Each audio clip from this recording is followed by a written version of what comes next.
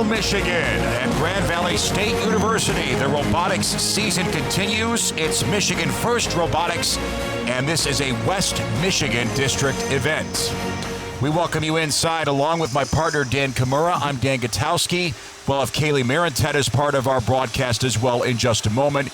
Dan, the excitement keeps building from week to week. These teams have had more and more time to spend with their machines and hopefully make them better and more competitive. Yeah, for sure. So week 4, which is the week we're playing now, means that almost all of the teams here have already played an event. So I think 2 or 3 teams will be here for the first event of the year. Everybody else has already had a chance to run their robot to compete with it. So we're looking to see a lot more polished robots and a lot higher level of competition. And there's always a lot to absorb and process with the game theory, game rules, gameplay. Let's take a look at how this gameplay will unfold today here in Allendale. So this is Rapid React, sponsored by Boeing. It is an airline-themed game. That giant structure you see in the middle, that is our goal, or our hub. There's actually a high goal there that you can shoot into and a low goal. There are also some hanging bars on the sides of the field. Now, a match is 2 minutes and 30 seconds long. The first 15 seconds are autonomous. What that means is all of the robot movements are pre-programmed. The drivers are not touching the controls. You can score points in 3 ways during autonomous points. Leaving that taped zone is called taxiing. That's worth 2 points. And scoring in the high goal and low goal are worth double points right now. So 4 for the high, 2 for the low. After the first 15 seconds, the drivers are able to step forward and take control of the robots. We call this the tele-operated period. So now they have 2 minutes and 15 seconds to just run up that score. Score as many of those tennis balls as they can. So you'll see some will go low for 1 point, some will go high for 2 points. When you shoot high, you got to be a little careful because the ball can bounce out. And then, moving on towards the end game, the last 30 seconds of the match, robots are going to head over to the hanging bars. And there are 4 hanging bars. The higher you get, the more points it's worth. They're going to start on the low rung for 4 points. If they can get to the mid, that's 6. The high rung is 10. And then the very highest bar is called the traversal rung. That's worth 15 points. Now, there's some rules that prevent you from reaching all the way up to the highest bar in one go. That's why you see robots doing that monkey bar swing to get all the way up to the highest bar.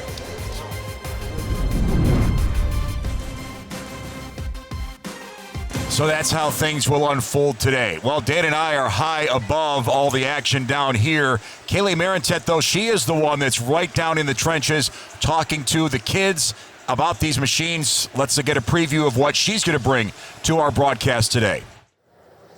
Hey, Dan and Dan. Yeah, lots of excitement here. Everyone's so excited to be back. And like you said, I did speak with some of these team members to talk about their robots, what they're excited for. I spoke to a gal here. It's her first tournament, what it's like for her. I also sat down with the Dean of Engineering and Computing here at Grand Valley State University to get his input on this weekend and what he looks forward to. We're going to have all those stories plus post-game match interviews. But for now, I'm going to send it back up to you guys.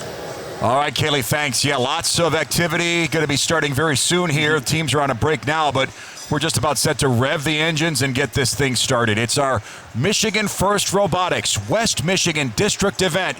We'll get things started here in Allendale when we come back.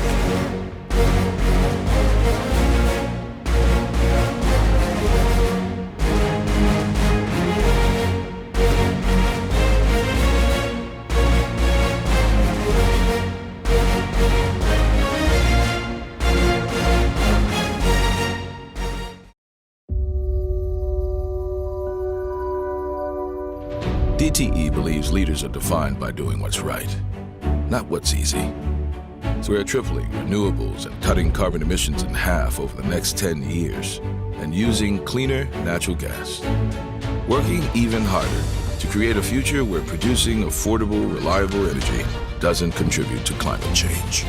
Because to lead, we have to do what's right. DTE. How do you change the way the world moves? Change course. Aptiv is engineering the brain and the nervous system to bring the future of mobility to life with advanced computing platforms and smart vehicle architecture, taking you from point A to point B and every point in between. We are Aptiv, and we're moving mobility forward.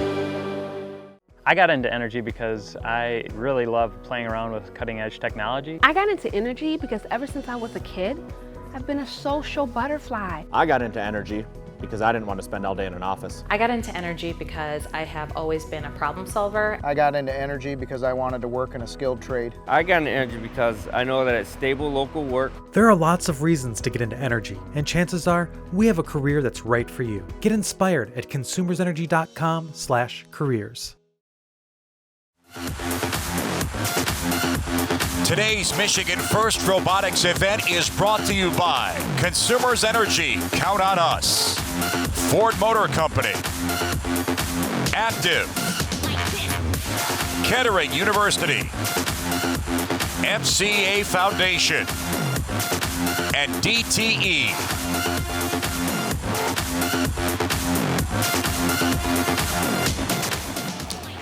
So everybody getting in the right position as we get set to start with our first quarterfinal match of the day. So let's break down the bracket here. We start with a 1 seed versus an 8 seed. Yep, so we've spent all Friday and this morning playing a bunch of random matches, random partners, random opponents. You basically get 2 points for a win, 1 point for a tie. After 12 matches are played for each team, we have our number 1 seed.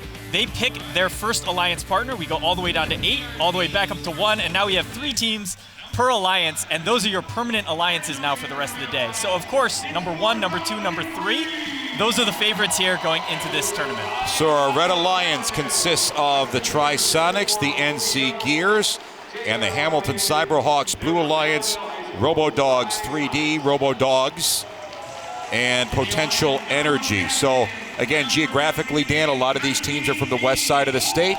We'll be moving to the east side of the state next weekend, and everything builds to a head mid-April when we go to Saginaw Valley State. Yep, for sure. And, I mean, from the west side of the state, we have 2 teams from the same school.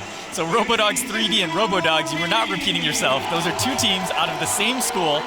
We saw them 2 weeks ago at St. Joe where they played against each other in the quarterfinals. Now they're on the same alliance here. And also, we have 1918, who I think was a finalist a couple weeks ago. Trisonics, 4003, won that St. Joe event. And 6122, I believe, it was a week 1 event at Calvin. So we've got a lot of experience in these first 2 alliances here. Not often that we're going to have 2 teams from the same school. That rarely happens, yeah, right? No, it is unusual. There's actually a 3rd team from that school. They did not make it into the playoffs here. So we are all set and ready to go. Again, we'll have a 15-second autonomous period, and then it'll be teleop for the following 2 minutes and 15 seconds. Yep, so keep an eye on 1918 and keep an eye on 4003. They're both going to look to score multiple shots here. So they shoot, they're backing up, and they're looking to shoot again. So Blue Alliance shooting from deep. The 244 robot, that's the RoboDogs 3D. Looking sharp early, but again, they're taking shorter shots that are worth less points. Yep, as long as it's in the high goal, it's going to be 2 points. Anything going in that lower goal is worth 1 point. We saw 4003 reload during autonomous, but they weren't able to pull the trigger. And again, points are doubled in autonomous mode, so you want to get those shots off early if you can. Dan, is there a general consensus or idea of what the teams try to improve on from week to week, from event to event? Yeah, a lot of it is just dialing stuff in. Programmers sometimes get the robot, a week, couple days before their first event. So these shots, right, a lot of these robots are firing the ball using essentially a flywheel. Think of baseball pitching machine. And you've got to be able to control the speed that flywheel is spinning, as well as the angle that you're launching the ball out at, and that changes based on where you're shooting on the floor. So there's a lot of work those programmers have to do to sort of dial in those firing tables. That RoboDogs 3D blue robot is playing a lot of defense on the NC Gears Red Alliance machine. So, yep. And it looks like they're bouncing back and forth. They're on Allendale now, and they're going to have to play some defense. We can see 54-34, right? A pretty big lead for the number 1 seed in red. And they've got 2 of the top shooters at the event. Blue Alliance has 2 of their robots hitting each other. Always a bad thing. Sometimes, yep. Sometimes you get some communication errors there. Yeah.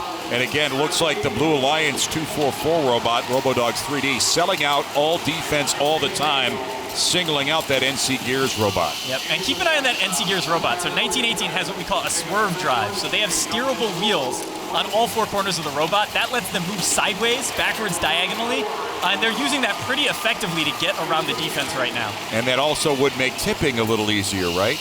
Yeah, it's a little easier because your wheelbase gets a little bit narrower, but it's not too bad. If you take a look at their robot, they've got a lot of the stuff way down low. Their shooter is low to the ground, their weight stays low to the ground. Now some machines going to the hangar zone. Red Alliance has one. That's NC Gears. Blue Alliance positioning RoboDogs 3D. Let's see what happens in the hang. Very important for Blue here to make up some points. Yep, and 1918 can go all the way to that traversal bar, and they've done it. So that's 15 points. I think the Blue Alliance is going to be settling for lower hangs. So Blue Alliance more aggressive in the hangar zone because they needed points. Red Alliance gets two robots up, and the 6114 robot, that's Hamilton Cyberhawks, a non-factor in the last part. Yep, but crucially, the two red robots are higher up, or one red robot, notably 1918, is all the way up on that highest bar. We call it the traversal bar. That one's worth 15 points. Whereas on the Blue Alliance, yes, we have two teams hanging. They're 6 points for that second, that mid bar, and 4 points for the low bar. So it's almost completely canceled out by the one very high hang. So let's go back to our replay and see the Red Alliance working efficiently and effectively. Yep, so that was in autonomous mode. I believe we had some good shots there. That's the end of it we just saw here. Yep, and then here is that hang. So 1918, again, that first bar they went on, that's 6 points. Now they're on the high bar, that's 10 points. And now they're on the traversal bar, that's 15. You only get whatever you stop at, so that's 15 points, not 6 plus 10 plus 15. Right. But getting up to that 15-point bar is a lot of points, and that wins them the end game. And they were ahead before that, so this should be a comfortable victory for our number one seeded Alliance. Yeah, they almost doubled the score. They're tallying it right now, so we'll get all the details. But really, cargo points won handily by the Red Alliance. So, that's certainly a good start for them. We'll have our second quarterfinal coming up in just a moment. That will feature 4 and 5 seeded alliances. Here's our numbers: 101-55. So we don't see triple digits very often in scores, but we're gonna see more and more. But triple digits right now is a good score. And 74 points in cargo is a good score for cargo. Just looking at kind of the stats, we actually got some stats from one of the teams here.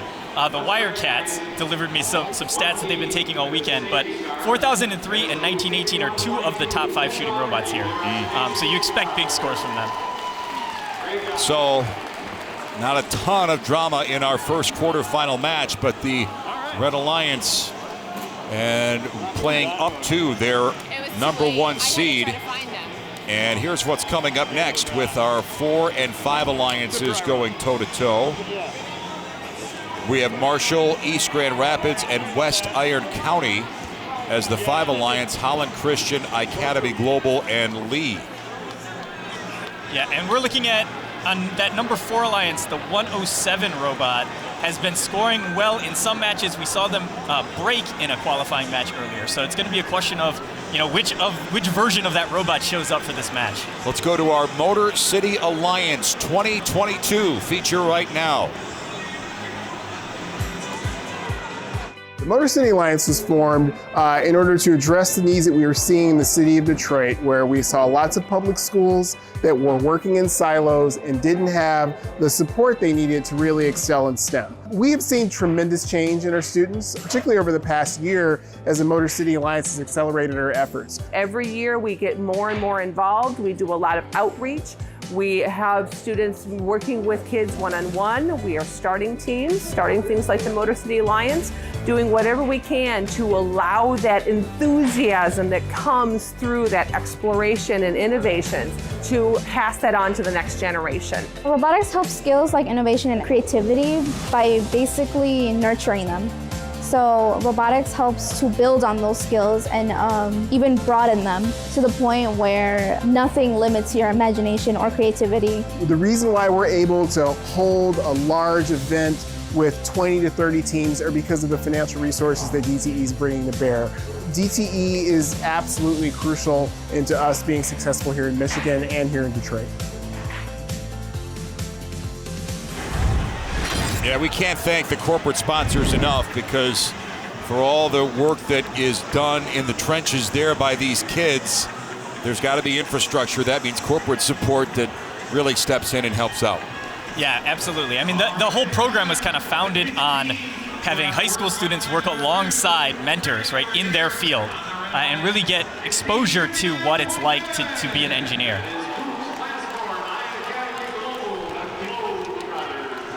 So yeah, as Dan mentioned, you know, as weeks pass, we're going to see points probably going up a little bit more, and really points for every single team. So instead of having like a 60 to 40, we should be, you know, into maybe 60s, 70s, and 80s. Yeah, I think we could see some more 100-point scores or getting really close to 100 points.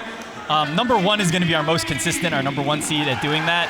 But 2, 3, and 4 all have the firepower to get close. Probably 70, 80 points, no problem. So with our 4 and 5 match here, this is the first quarterfinal match for these two. We have Globetrotters, Team Robotics, Lee Robotics. That's the Red Alliance. And then we flip it to the blue, which is East Grand Rapids Robotics, the Red Hot Chili Bots, and the Iron Hill Automatons. Yep. What's a preview of this that we can expect to see from these 6 machines? Well, 44-53 did win their first event. They won, I think it was a week 1 event at Gull Lake. So that's going to be interesting watch to see if they have improved their robot any. And again, we talked about 107. It's also 107's first event. So they are also going to be, that's kind of why we're seeing some of that variation in their output. They haven't had that event to get polished. Autonomous underway, and we've got the blue and red cargo balls flying. Maybe not as quickly as we thought. This is a low score. 107 reloaded, but was not able to fire that extra ball off. Oh no, they did not grab it when they went for it. So not a big impact as we move to Teleop. And looks like the Blue Alliance robot of 59-27, the Globetrotters, staying low. Yep, they get a shot of 1, which is not what you really want to see. When you go out, you want to load up 2 balls and come back and shoot them both together. If you're running back and forth for just 1 ball at a time, that's going to definitely slow down what we call your cycle time. That's how long it takes from shot to shot. Dan, as these teams are kind of strategizing, there's 3 robots on the floor for each alliance. Do they usually target one of those robots to play defense specifically? Usually the 3rd robot on your alliance, usually the least offensively capable, will play defense. What we're seeing now, though, is 107 is playing defense. And that is the top shooter on their alliance. So we talked about them potentially having issues. I saw earlier in a match where their shooter stopped working, or actually, I think it was their intake, but they've gone to defense and they're not shooting anymore, and that's going to be bad for this number 4 seed. Yeah. We are not trending towards a 100-point effort in this match. You are correct. Yeah. In fact, the Blue Alliance, actually, there's some good defense played by the Red Alliance robot, Lee Robotics. Boy, this is it's defense on both sides right now. We are watching 59-27. Is doing a pretty good job of making some shots, but they're rushing a few, so their percentage is lower than it needs to be, especially when they're taking this long to get the ball and get in position to shoot. If you're just chucking them up there and you're hitting 50%, that's okay, but when you're being as precise as they are, they need to make sure those shots stick. The East Grand Rapids Robotics robot, they're calling it R2 Sutu. That's the one that's been scoring points for them, but boy, this is really low scoring. They've been going low and keeping up, so with those 1-point goals. Right, a little bit. A couple of hangers for the Blue Alliance. The Red Hot Chili Bots are already in position. Red Alliance hasn't even moved into... No, and essentially being tied right now, it means, it's a 1-point blue lead, so whoever wins the hanging is going to win the match. It's like 107 is stopping on the mid bar. Well, I would say this was a defensive battle, but really it was more of offenses that were not highly functioning. Yeah, they're going to have to take a look at the robot. Blue did just enough, I think, in this match. I think they're going to win by 1 hang, but 107 switching to defense, and they've got, again, we talked about that swerve drive earlier. Lots of teams are running that this year. 107 has it too. They're putting it to good effect here on the defensive side of the field, but for that alliance, they need to be the shooter. And there's the hanger zone, and you can see the Blue Alliance just struggling to, kind of get in position. Some of that too is they got to learn how to coordinate with each other, right, to get around. They managed to get to the positions they needed to get to. So that's 2 hanging robots for blue. I think we only saw 1 for red, and that's going to be the difference in the match. I think it's going to be a 6-point difference based on that hang that we just watched. So I don't know what the over-under was going in, but it's definitely going to be the under coming out of this. Yes. I would have probably put it at double what we saw. And there we go, 34-28. That's a nice football score. True. But I don't know if that's what you want for your robotics. Let's get some reaction down in the pits as we pick it up with Kaylee Marentet. Kaylee, what do you got? Hey guys, I'm here with Chloe from 4453 on the Blue Alliance. Chloe, that literally came down to the wire. Tell me what was going through your mind. So it was really anxious. Our climb didn't really work as we planned. We're going to have to look at that in the pits, but our Alliance members did a great job defending and shooting the cargo for our game, and it was really a really well-played game. What's your mentality? It was 22-22. What's your mentality to get you that extra push? We want to win. I think we want to do good. We want to win. Yeah. So you said the hang didn't go as you planned, but you guys still got it. What are you going to change? We're going to take it to the practice field and see why our climb didn't work. We're not exactly sure why it didn't. It didn't toggle properly, but we're going to check that out. Okay, well, congrats on the win. All right, back to you, Dan and Dan. Kaylee, thank you. Yeah, things run a little emotionally, hot down there when your machine's not running right. Yep. And so 4453 did hang on the mid bar, but that robot is capable of continuing up to higher and higher bars. So they got the 6 points. It was enough for the win, but they are going to have to figure out how to get up to that traversal bar for 15 points if they want to keep in this tournament. That's one of those things where, hey, if you're the Blue Alliance, you're glad you won. You still got a lot of tweaking to do. Mm-hmm. Yeah, for sure. All right, let's move ahead to our 2 versus 7 seed. This is, let's go back. This is the hang that was in question here. Yeah, you see 4453 in the foreground. They're swinging back and forth. They've got that second set of hooks up near that next bar, that high bar. But those hooks are not locking on, and they're not. You got hooks, use them. Yep. Right. And that's what they need to figure out. So if something was not moving on those hooks or not articulating on those hooks, and if they could have got those hooks set, that's 10 points instead of 6. And if they could have done it one more time, that's 15 points instead of 6. All right, here's our 7th seeded Blue Alliance, the MS Robots, Code Blue, and Squires Robotics. And the Red Alliance, they will bring in the Tech Vikes, BOB, Built on Brains, and Wobot. Yep, and we saw Tech Vikes at St. Joe 2 weeks ago. I believe they finished second there. They finished as the finalist. 85 is one of the oldest teams in the state. They've been around forever, and another really good shooting robot. So we're looking at those top 2 robots on the Blue Alliance to go shooting, or on the Red Alliance, sorry, for our number 2 seed. Blue's got an uphill battle again. This is a 2 seed versus 7 seed. So we expect to see some kind of defense coming out, and if that can be effective, maybe Blue can stay in this match. And in terms of teams doing scouting and learning more about the robots that they may be competing with versus the ones they may be competing against, is there any way to get any good background and intel on a robot until you see them on the floor here? Sometimes you can find pictures of the robots, sometimes you can hear things, but really you're looking at what they do in the matches. You can go around and ask them in their pit what the robot's capable of, but until you see them prove it on the field, you can't rely on it. So the cargo is in place, and we are now in our 3rd quarterfinal. 2 quarterfinal wins for an Alliance moves them into the semifinals.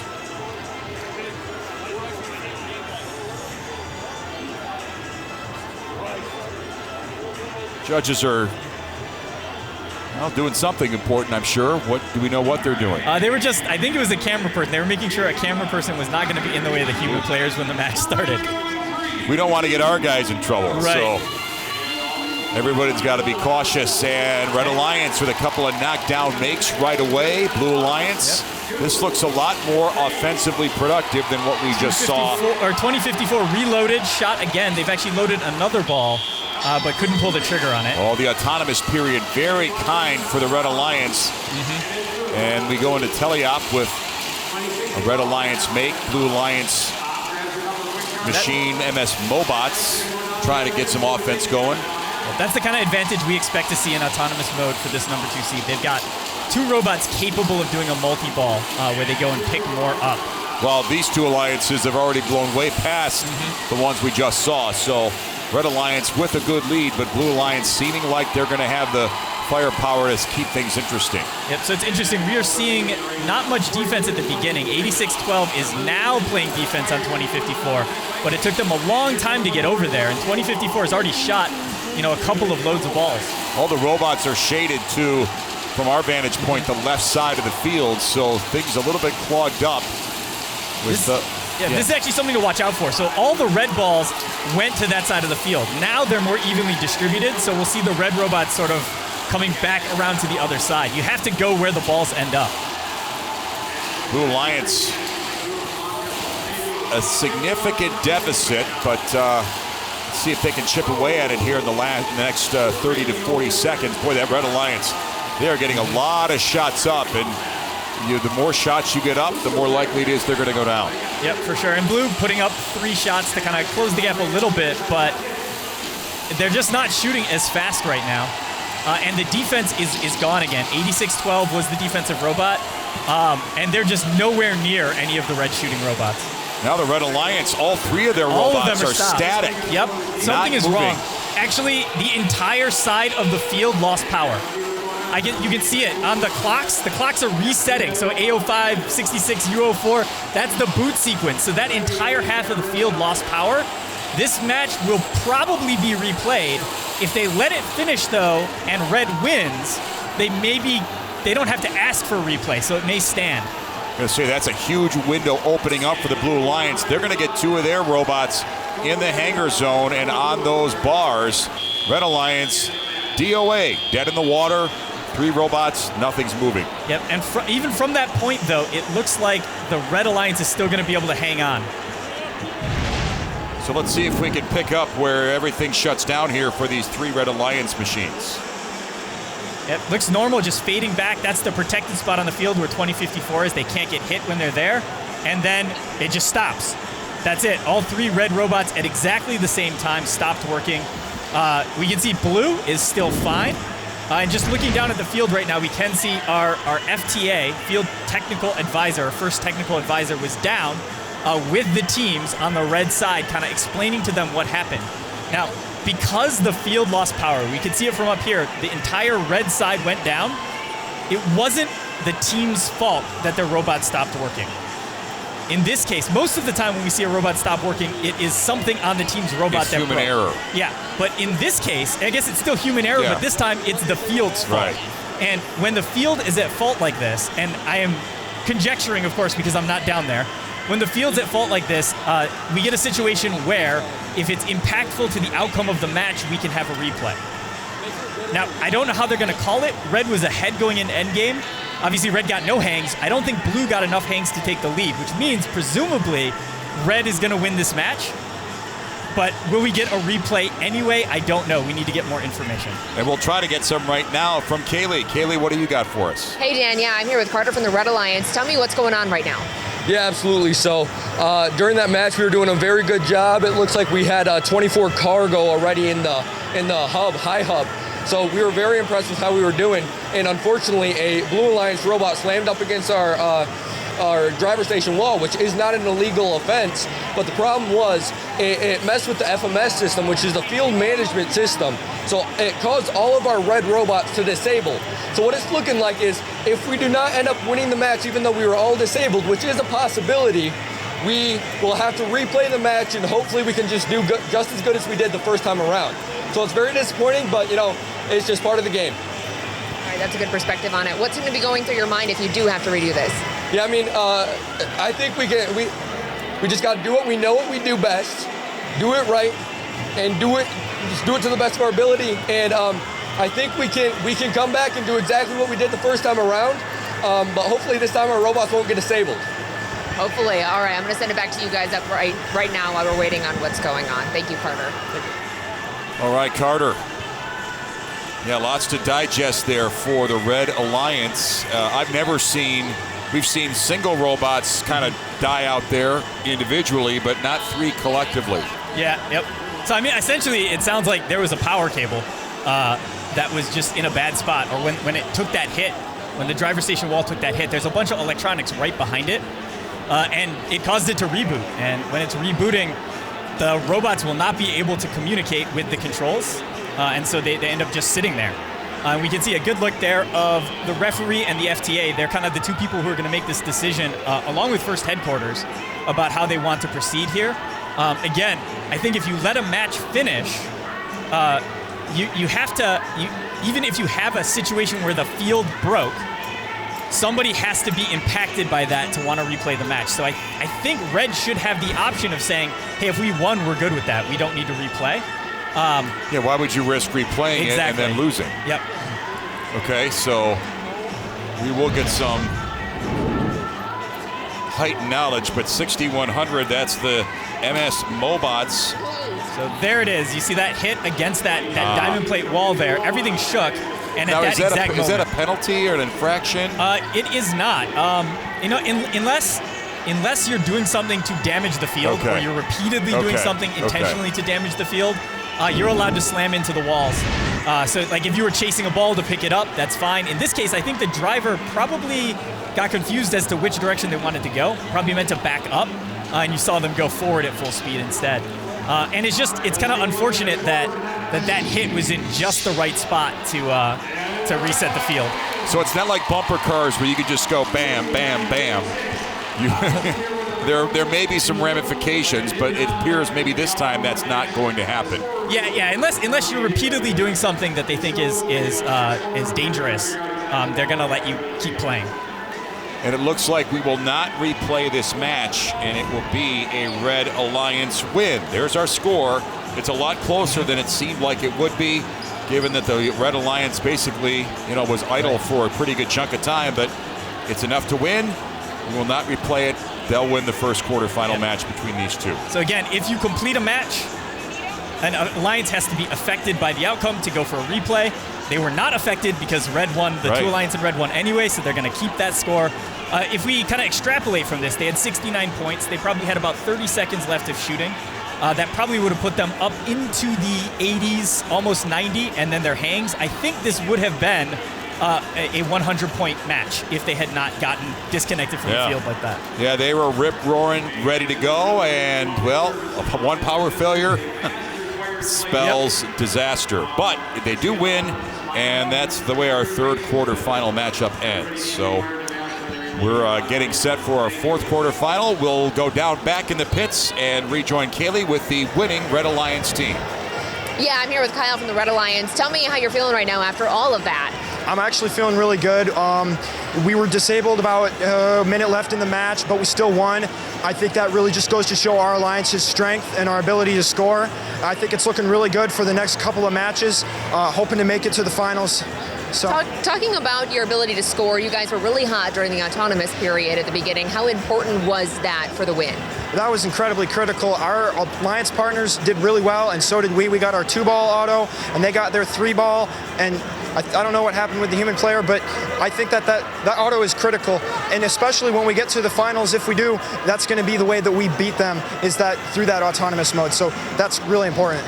All right, well, congratulations again. Thank you very much. Back to you guys. All right, Kaylee, thank you.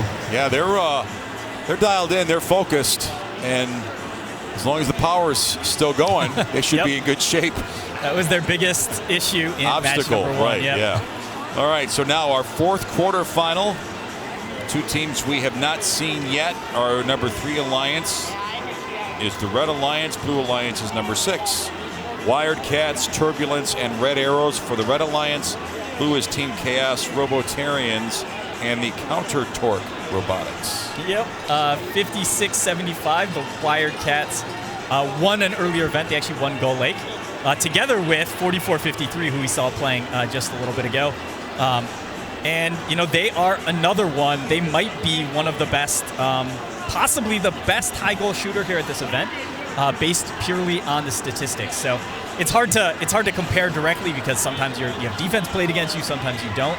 But in terms of raw balls scored in the high goal during the qualification matches here, they are number 1 or number 2. So they're prepping the field for our 4th quarterfinal match.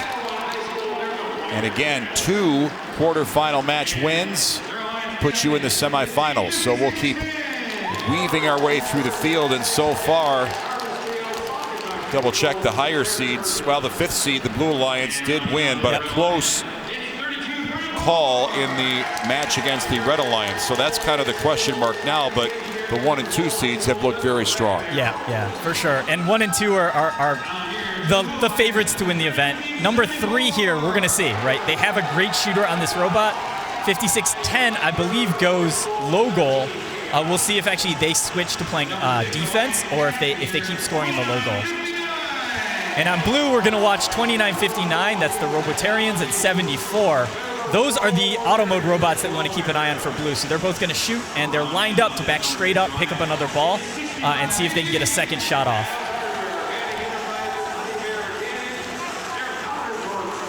Yeah, this is the team that's got the one player at home that's, 56-75. Yeah, that's, remember that story we had that a couple weeks ago with the Wildcats. Yeah, so 56-75, it's actually interesting because we go around when we get to these events and see if we can get any scouting info from the teams. We went and talked to them. We were directed to them by somebody else. We got there and they said our lead scout's at home. So their lead scout is actually at home compiling the data that his teammates are taking here live. So despite being homesick, he's still doing his best to support the team.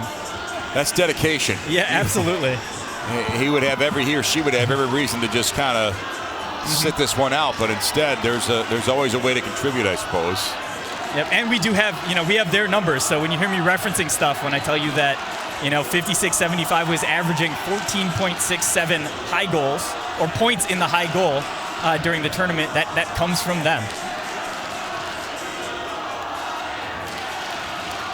So everyone trying to keep everybody fired up and revved up. We got thumbs up from the Red Alliance pits. Blue Alliance is just about ready to roll out this 4th quarterfinal match. And we start the autonomous period. All right, so quick missed shot by blue. Red Alliance gets a lot of shots up very quickly.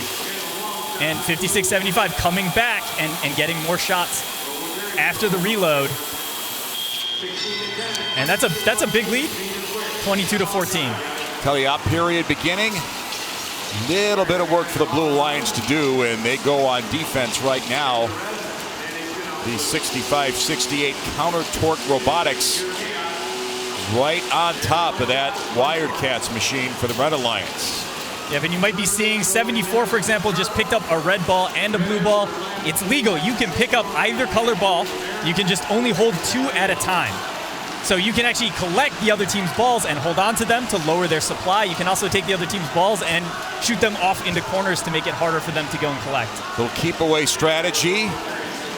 All kinds of different strategical concepts here, and looks like Blue Alliance hanging in, only a 10-point deficit here. But still lots of time for the Red Alliance to make a push back. 32-34 is not moving. They kind of backed up there to shoot. They sat there for a while, and it looks like they just reconnected. So we'll see if they can start contributing again. A quick blip for the Red Alliance, and still nursing a modest lead of about 10 points. Blue Alliance hanging in and making this very interesting. 56-10 is trying to play defense. It's hard against this kind of alliance on blue, where you have 3 robots that are all about equivalent shooters. So there's no one superstar that you wanna sit on. Meanwhile, right, the Wildcats 56-75 are kind of keeping up single-handedly in that high goal while their partner was rebooting. Red Alliance with all 3 of their robots in one spot, and not sure, but it looks like one of them's going to go hang right now with a lot of time left. So That process is beginning. The Blue Alliance already has 2, so an early jump as we move into the hangar zone. Right, we want to see how high these blue robots can get here. They're both on the high bar right now, so that's 20 points. And they're both trying to get hooked onto that traversal bar. And if they can, that gives them a shot at coming back here. And one of them is up. Red Alliance needs some hangar zone points. Blue Alliance has all 3 of their robots in position. Red Alliance, not so much. And they're going to come up short. And if hangar zone points are big, this would be a Blue Alliance win in this quarterfinal. Yeah, so it looks like Red got 1 on the high bar, but Blue has 1 on the mid, high, and traversal bar. So the high bars are going to cancel out. Traversal bar's 15, mid bar's 6. That's a 21-point swing I think we're going to see. And I think Red was up by 10. So they might have just stolen this one in the end game. Red Alliance started well, but did not finish strong. And as they tally up the hangar zone points, we'll see if that will flip the scoreboard. It is a Blue Alliance win, which is an upset, a 6 seed beating a 3 seed. Yeah, big upset, big upset. And we need to see from this Red Alliance, 56-75, they're out there, they're looking at their robot. I wonder if something went wrong.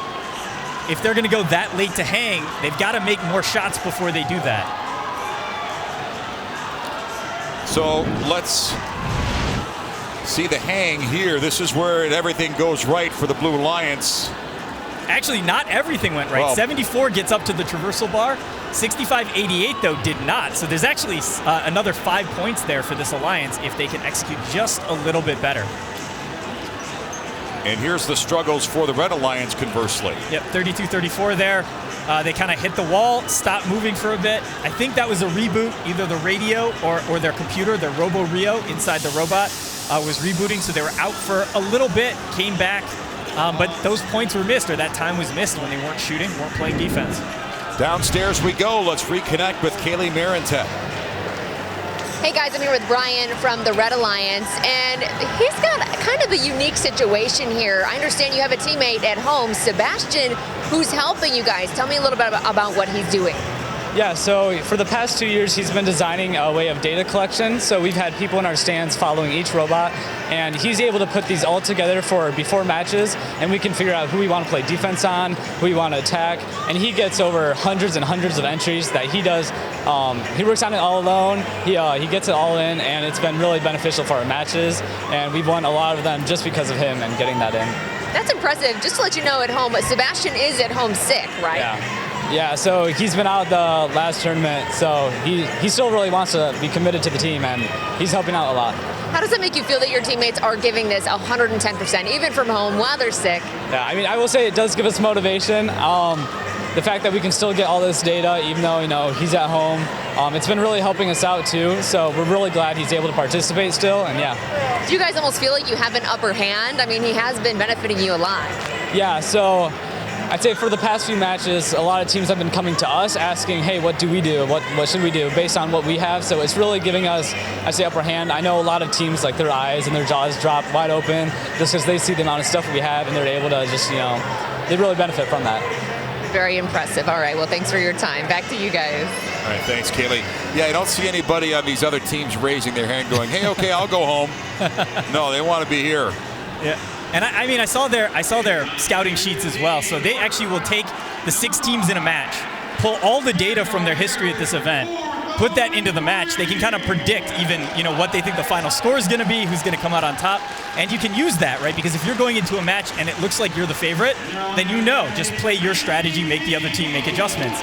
If you go into a match and it looks like you're about to get blown out, well, now you got to try something, right? You got to mix it up. So now it's our 5th quarterfinal. And if a Red Alliance win happens, now they'll be in the semifinals. And they had the biggest splash in the first quarterfinal matches with a 101 score. Yep, 101-55. So that's our high score of the event so far. Blue Alliance probably says, hey, 55, that might have won us. One of the other ones. Yep.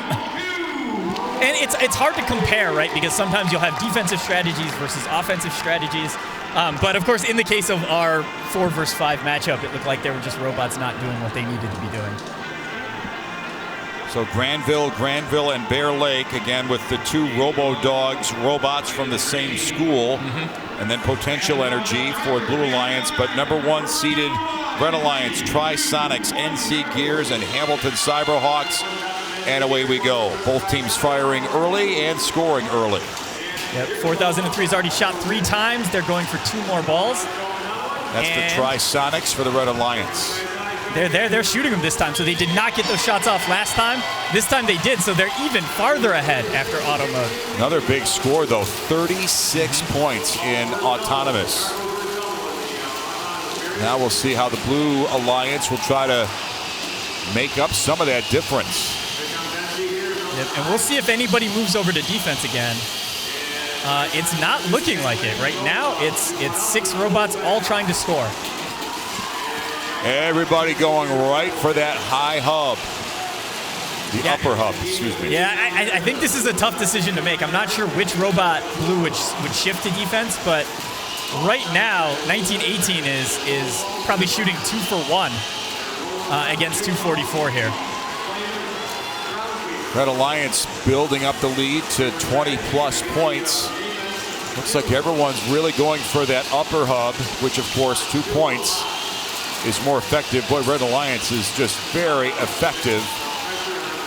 Yep, and we do a 61-14 playing a little bit of defense.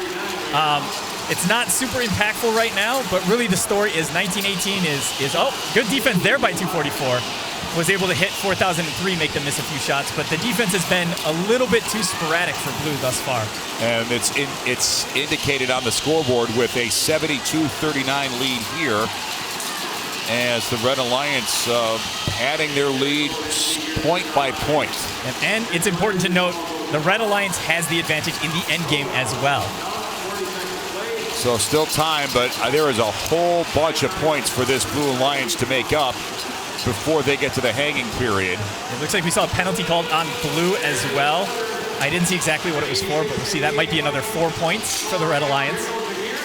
Time to hang for both of these alliances. Red Alliance gets 1 in quickly. That's the NC Gears. Yep. Ditto for Blue Alliance. Their machine, Robo-Dogs 3D, trying to get hang time. Yep, and they're up, but the difference is it's a mid bar for 6 points versus a traversal bar for 15. 1918 is all the way up on that highest bar there. And the Red Alliance Trisonics. There's a good hang effort. Not sure if that third Blue robot's going to be hanging, but at least these 2 Red Alliance robots are successfully off the ground. I do not think they were off the ground. All right, so here's that autonomous mode. You can see 1918 getting a couple shots off, but in the top of our screen, 4003 shot twice, drove off our screen, is reloading on balls. They come back on, and they shoot 2 more times. So they fired, I think, 5 balls in that auto mode, at least 4. And here's the hang.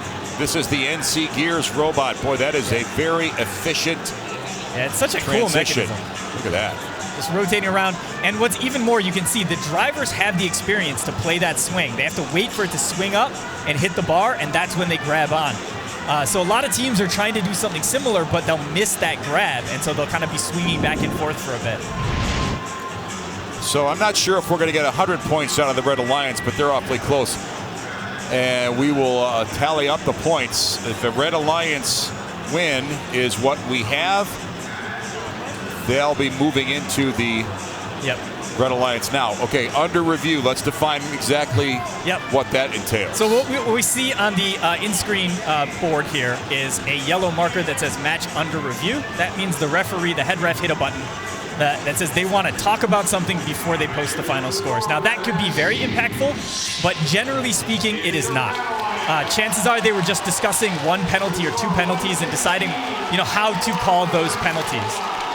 And we can see there were actually 3 penalties called in that match. Well, the good news is the Blue Alliance improved significantly in that last quarterfinal match. Bad news is it's probably not going to be enough to get them a win. And in fact, the Red Alliance probably bumped up their score from their first outing. So that is very significant. This was the first match. Yep, first match was 101-55. So that was how things started. That was our first quarterfinal match. So again, you saw a dominant performance by the Red Alliance already there. the second quarterfinal match, which is the 5th of 8 quarterfinal matches. We'll update that in a moment. Let's go back downstairs to Kaylee. I'm here with Owen from the Blue Alliance from 288. Not the outcome you were hoping for. What are you going to take from this and take it into the future? Something we kind of really want to make sure we do later on is just make sure we're double checking everything before every match. We had some stuff that didn't really go quite our way. We did pretty good. We did solid. Just a few things like our hang kind of fell off a little bit, so we want to make sure we double check stuff like that for every match so we can do better. What was going through your mind that match? I know you guys had you were following along. I mean, there was a big gap in that. You guys did come back at the end. What was going through your mind? Mostly, I'm the driver. I was mostly listening to my drive coach, kind of zoned in on making sure we're grabbing the cargo and scoring it up high. We really wanted to make sure we can get past the deficit for our opponent because they can climb pretty high and get a lot of points from that. We just wanted to make sure we were kind of coming back and scoring more balls than they could. Okay, gotcha. What do you have to tell your teammates right now? Mostly that proud of them. We did really good. We did great this tournament. We're really proud of how we came through with a lot of stuff. We are just greatly appreciative in how well everyone did. What do you think is going to be your biggest challenge of the day? Probably just getting that climb working with everyone else. It's really hard to make sure we fit and get our points away from everyone. A lot of people can climb higher than we can. We're pretty quick with it, but we want to make sure when we're against an opponent, a big challenge for us is making sure we can come back from their points from climbing. What went right, though? Obviously, something did go right. Tell us about it. Shooting for us mostly. We were really good at shooting. We did do all right with climbing as well, but shooting's just been great for us so far. We did great with shooting, making sure it's consistent and everything. All right, thanks, Owen. We're going to send it back to you guys. All right, Kelly, thank you. We are in the midst of a 6-minute timeout. Can you explain why this is happening? Yeah, so what happened is one of the teams that are going to be playing in the next match is still working on their robot. If I had to guess, right, that would be 107. 107 had their robot not working in the first match, but it might be one of their alliance partners as well. And essentially every alliance gets one timeout that they can call at some point in time during these elimination round matches. That gives them 6 extra minutes to work on their robot. And also, just to update everybody watching, the second match between Alliance 1 and 8 was an Alliance 1 win, 116-80. So it was really interesting. We saw our number 8 seeded Alliance say, hey, look, defense didn't work. Let's just try all scoring offense. That didn't work either, but they did put up a very respectable 80 points. Well, okay, so we'll kind of take a breath, take a break here. We'll connect now with Kaylee Marentet, who spoke earlier today with the Dean of the Grand Valley State Engineering School. Hey everyone, I'm here with Paul. He's the Dean of Engineering and Computing here at GVSU. Tell me how excited you are, first of all, to be here today. Oh, it is so amazing to be back live, face-to-face again, even though we're covered. But yeah. No, the difference, the energy level, bringing it back, it's amazing. It feels like people have been waiting for this for 2 years. Oh, absolutely. Yeah. Absolutely. Okay, so I understand that you have a field here at GVSU. Tell me, why did you decide to invest in that? So we've been very involved in FIRST for a really long time. Mm-hmm. And what I've seen over the years is that the teams during the development phase, during the build season, they need a place to practice. And most teams don't have that opportunity. And particularly the inner city teams, teams that are limited on space. So when we designed our Innovation and Design Center downtown, really convenient to everybody, we built in a K-12 outreach space to support the community. And we put in space and a field. So we have a perimeter that's there permanently. And then, of course, every year we build a new set of field elements. Mm-hmm. And we do that really, really quick, obviously, because the students need it at week 2, week 3 to start testing their robots. And there's also the college level students do a robot in 3 days. So we have 3 days to build the field so that they have a place to compete. But then every night, weekend day, we have about a half a dozen teams there tweaking the robots, making the programming work, figuring out where things are going to break. And we have machine shop on site and whatnot to support them there as well. So the competition gets more and more complicated every year. The teams need more opportunity to practice every year. But why invest in that? You know, why give students the opportunity to have this permanently? At Grand Valley, I spend more time with industry than I do on campus. We have cooperative education for every student, so I'm out there all the time. And the number one complaint I get, why can't you graduate 2, 4, 10 times as many students in engineering, in computer science, etc., than we are? The number one challenge is the young people have to want to do this. First is a motivator. First gets the students involved. The robot is the vehicle for excitement. It's not the end product. And we have students that come that never thought I could do this. And they get on a team and they say, oh my, this is something I can do. This is something that drives my passion. So FIRST is a great motivator, and for us to be able to support that, I mean, a classic example. Nikki Bonzak, who was recognized this morning, she's won a past Woody Flowers winner. She met me, when she was in middle school. And today, she's running the competition. Came a long way. And the next generation is supporting the last generation. Exactly. All right, thanks so much for your time, Paul, and we're going to send it back to you. All right, guys, thank you. Good insight. Boy, lots of positive energy. And you know what? The people, and, you know, Dan, you can speak to this directly. You've been, you know, a leader, a mentor. When the proteges start taking over, you know, ownership and becoming mentors of their own, that's the synergy that really just makes this whole concept of FIRST in robotics bigger and bigger. Yeah, and it's interesting too. I mean, I think we've watched the changing of the guard in terms of, you know, teams that become that elite level team. Just as new mentors come in, build up new programs, you know, our favorites are shifting. Some of the old veteran teams that have been around forever that used to win everything now are having a little bit harder time as some of these new young guns come up.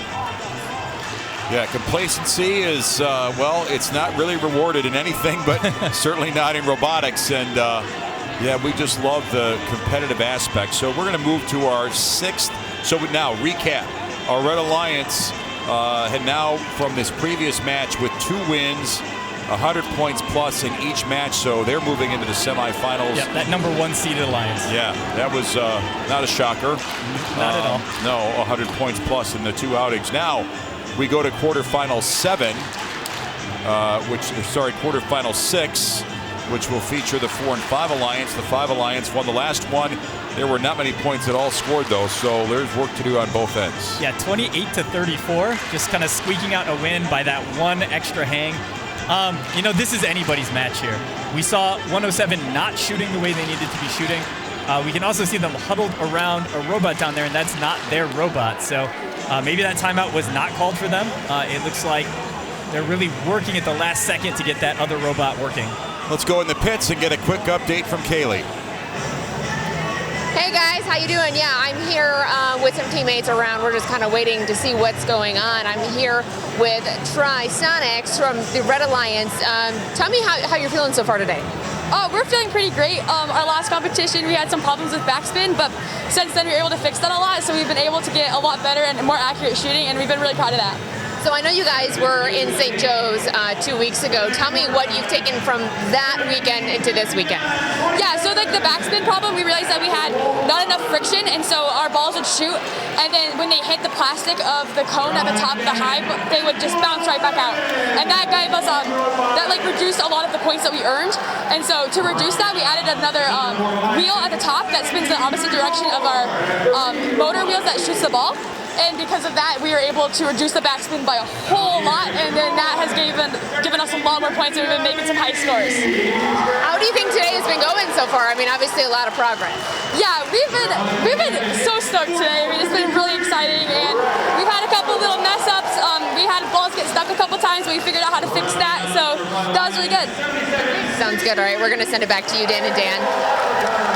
Thanks, guys. Good insight from the pits, and yeah. So let's talk about who's doing what in this coming match to their respective robots, because obviously there's a lot of room to improve.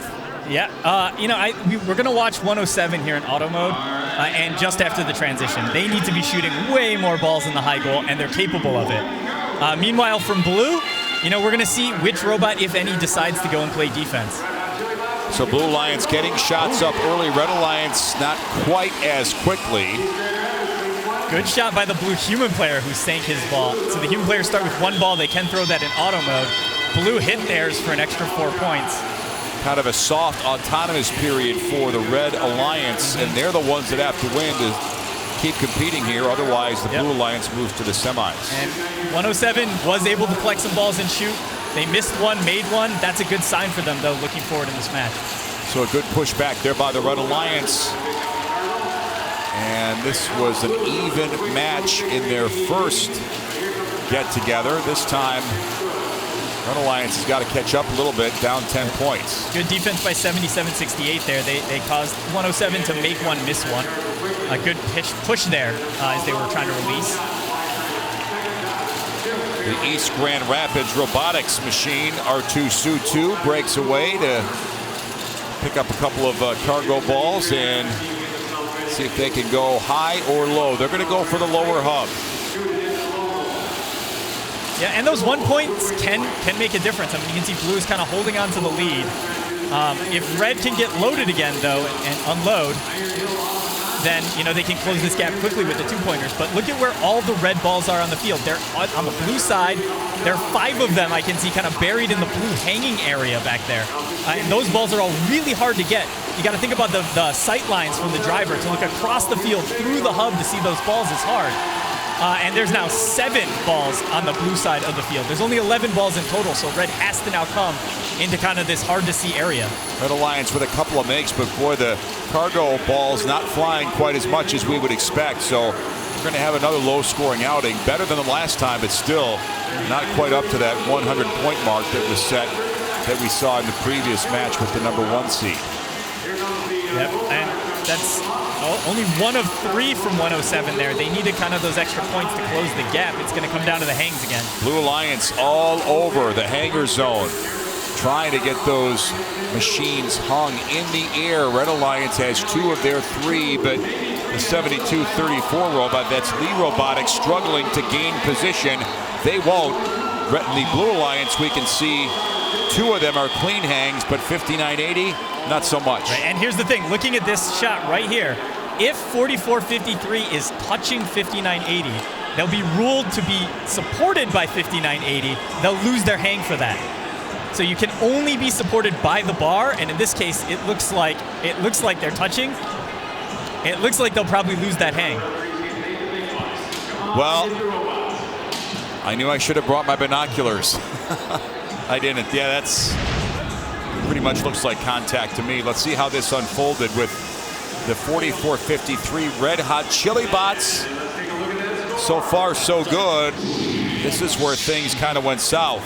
Yep, and 44-53, if they could have gotten that extra hook on and gone to the traversal bar, the even higher up bar, it would have helped them. But here, they're up in the air briefly, but again, hangs are scored 5 seconds after the clock hits 0. And when the clock hits 0, 59-80 is touching the ground, and they're touching their partner, 44-53.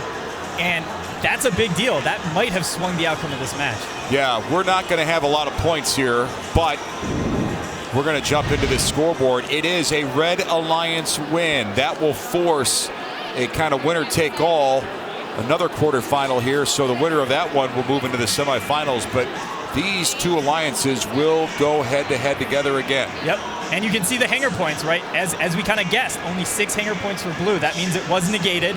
They only got credit for the 1 hang. And on the red side, they're up to 16. So, yeah, intense excitement in the pits. Everybody's revved up, and yeah, let's take that downstairs and reconnect with Kaylee Marentet. Hey, I'm here with James from 107 Red Alliance. Obviously, people are really excited. How are you feeling after that? Well, it's just really invigorating invigorating feel for our whole alliance. You know, we really worked really hard since that last quarterfinal match where we lost 59-27. Their climber broke right before the match, unfortunately. We've been working with them. Our whole alliance has been with 59-27 trying to fix their robot.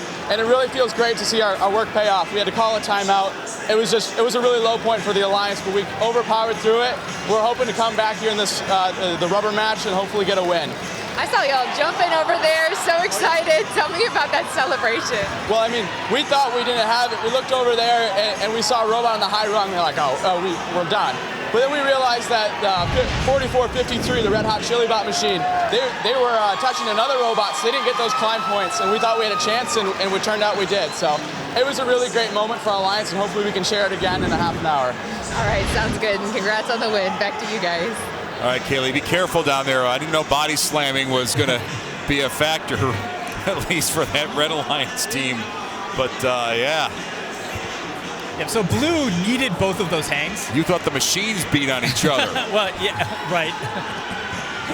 Anyway, go ahead. Yeah, so Blue needed both of those hangs to win. Yes. Sometimes, though, you're up by enough that the one hang is good, and the smart play sometimes is actually to get your partner to just stay out of the way and not take that risk. Right. But this time they had to go for the risk, so that was a smart play, just didn't work out for them. All right, so that will leave some unsettled business. We'll move into our 7th quarterfinal match, which will feature the 2nd-seeded Red Alliance against the 7th-seeded Blue Alliance. Red Alliance with the advantage in that 69-56 win earlier. So we have the Tech Bikes built on brains and Robot in the Red Alliance group. And that's the Alliance. Remember, they were shut down. All 3 robots disconnected. So they scored 69 points, but that is not indicative of what we will be seeing from them if everything goes well. So here's the 7th-seeded Blue Alliance, MS Mobots, Code Blue, and Squires Robotics from their respective high schools. So Red Alliance, you got to feel pretty good. You know, keep the power on, and your strategy and your philosophical concept all was in place that time. Yep, so no change from Red. The question is, what can Blue do? And 86-12 just took off into the corner of the field in auto mode. I don't know if that was a mistake or not. They did get the taxi points, though. Red Alliance going upper hub with their cargo to get 30 points in the autonomous period. That's a good start. Blue Alliance now, again, will have to really rev it up, and they'll have to do it hoping that Red Alliance, well, maybe they'll have another power failure, but they got to earn it on their own. Yeah, and 86-12 was the defensive robot. It's taken them a long time to get back from that auto mode. They were struggling a little bit to get clear of the truss in the hanging section, and now, you know, they're late on these hits. 2054 did a good job of kind of parking against the sidewall of the field to brace themselves and made 2 shots through the defense. Squires Robotics for the Blue Alliance, all in the face of that Tech Bikes Red Alliance robot. So good defense. That forces kind of a long distance fire to the upper hub for the cargo for the Red Alliance. They're leading by 20 plus points right now. And 85 is doing a great job playing completely free. Now, look at the field again. Where are all the red balls? There's like 4 of them hiding behind the hub that I don't even think the red drivers can see. There's 4 more deep on the blue side. So this match is kind of not where red wants the balls to be. Yeah. You can see them there. Look at that. There's 5 balls, and you can't see those. Where the red drivers are, those balls might as well be invisible.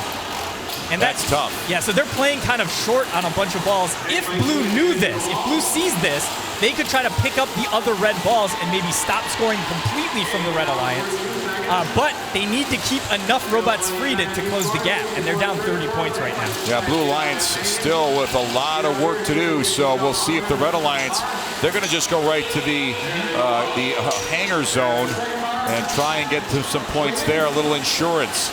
Blue Alliance not ready to go there yet. We've got 1 red robot, 2054, that's the Tech Bikes. Yep, traversal bar, that's 15 points for them. They've been one of the best teams here at doing that. They're pretty automatic. MS Mobots has hung successfully. 1 blue robot has not. That's the Squires Robotics. Look at that. Trifecta. Yep, so that's a mid, a high, and a traversal. We are looking at 31 points there. I think that's going to get them close, but not quite over 100. Meanwhile, 2 blue hanging robots, 6 points apiece. 86-12, not able to get hanging there. Well, even if they're just shy of 100, that's still much better than the way their previous quarterfinal match went, and that is going to probably put them right into the semifinals. But interestingly, they scored more before the hanging in that other match where they all died. And I think it comes down to where those balls are falling. So hopefully somebody on that alliance is watching where those balls are ending up when the hub spits them back on the field. So basically, it's just a matter of pulling those 2 components together. Yep. Yeah, so 2054 going up early here, and then we can see kind of in the back 85 making that transition to the high bar. Again, as you move up from that mid bar to the high bar, you're going from 6 points to 10 points. So a great move by them. So our number 2 seed is going to advance. There's the 5-6 Red Alliance balls. Right, and again, I can't stress this enough. Those balls are invisible to the drivers. Now, they do have a human player on the other side of the field, and the fans watching, the rest of their team that's watching from the stands, should see that, should relay that information to the drive team so the drive team can make adjustments to look for that. That's where you need that guy home on the couch to be game planning if for he's you, watching right? the webcast, right?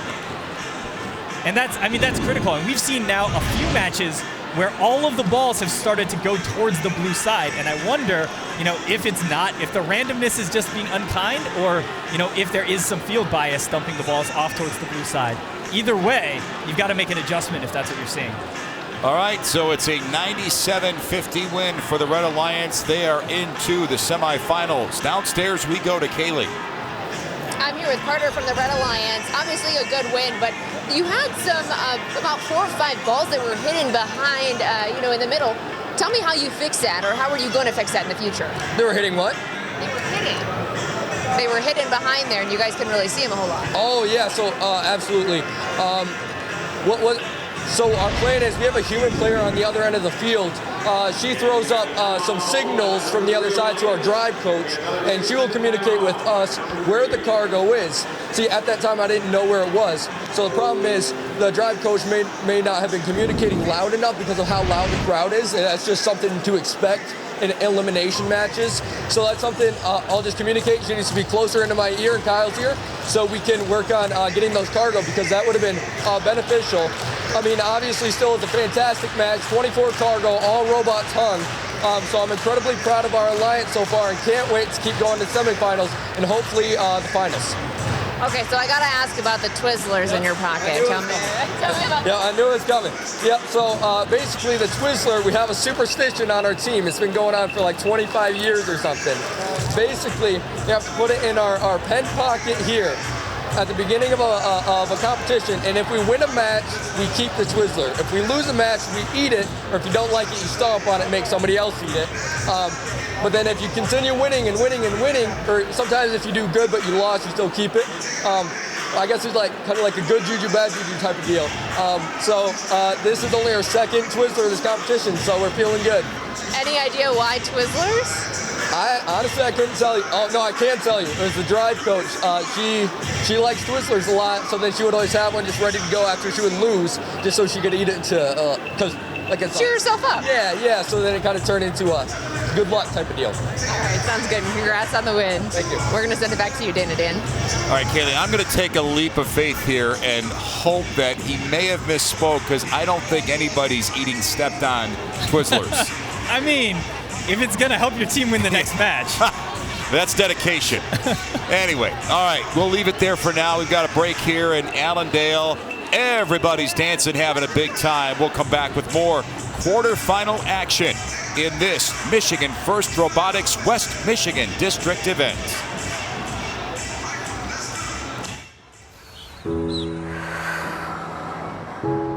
Take your mark.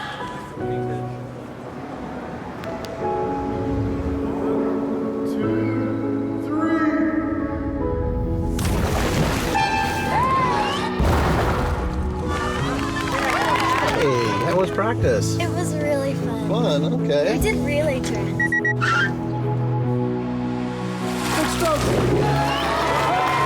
What do you want for dinner tonight? Maybe tacos. I've got to run by the grocery store to pick some things up before.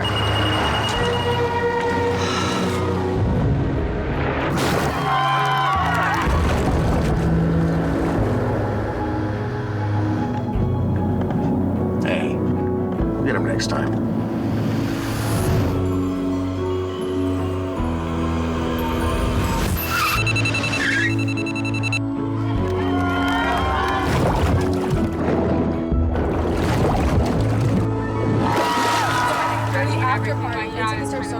It is senior year. They just have 2 more weeks. Sorry.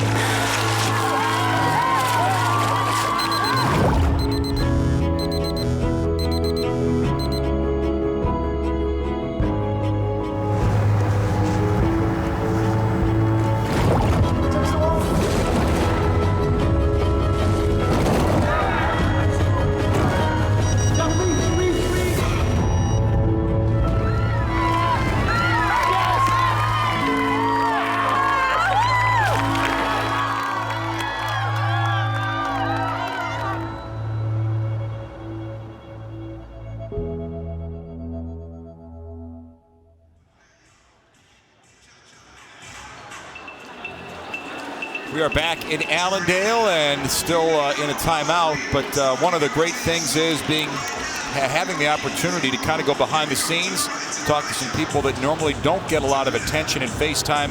One of them, a high voltage electrical technician who spoke earlier with Kaylee Marentet.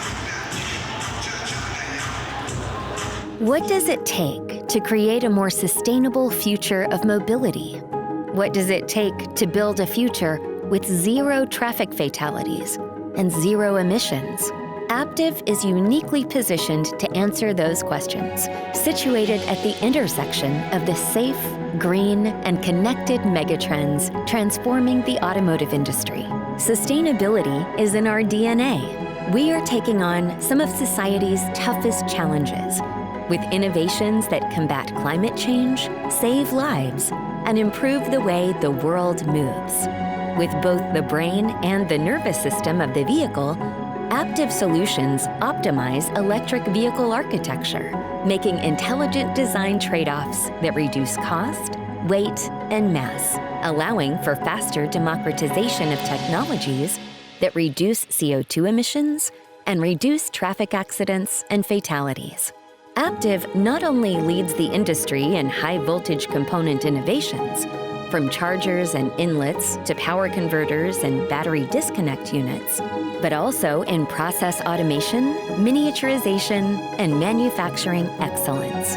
Through Aptiv's smart vehicle architecture, we see the vehicle as a complete system, enabling an efficient and accelerated path to the electrified, software-defined vehicle. Sustainability is also in the way we operate.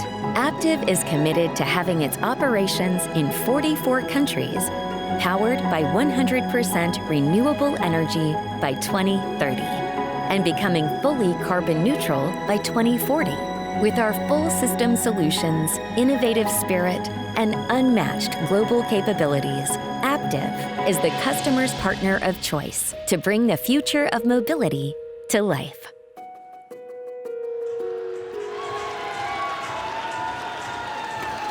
So the timeout has ended. We're about set for another quarterfinal showdown. This is a Blue Alliance in a power position over a Red Alliance, the 6th seed over the number 3 seed in the first match, 69-58. It was close.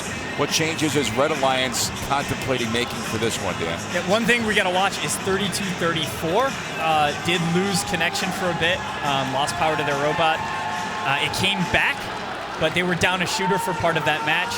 And the other thing we're going to watch is coming on the field just right this moment is 56-75, as well as 29-59 is kind of readjusting their robot. But 56-75 is coming very, very late to the field, so the timeout was probably called for them. We saw them gathered around their robot when they missed the hang at the end of the first quarterfinal match. So we're going to need to watch and see if they're able to hang or if that robot is fully functional. And that is sort of like the star shooting robot on this Red Alliance. So if they're not working, it's going to be a really, really tough battle.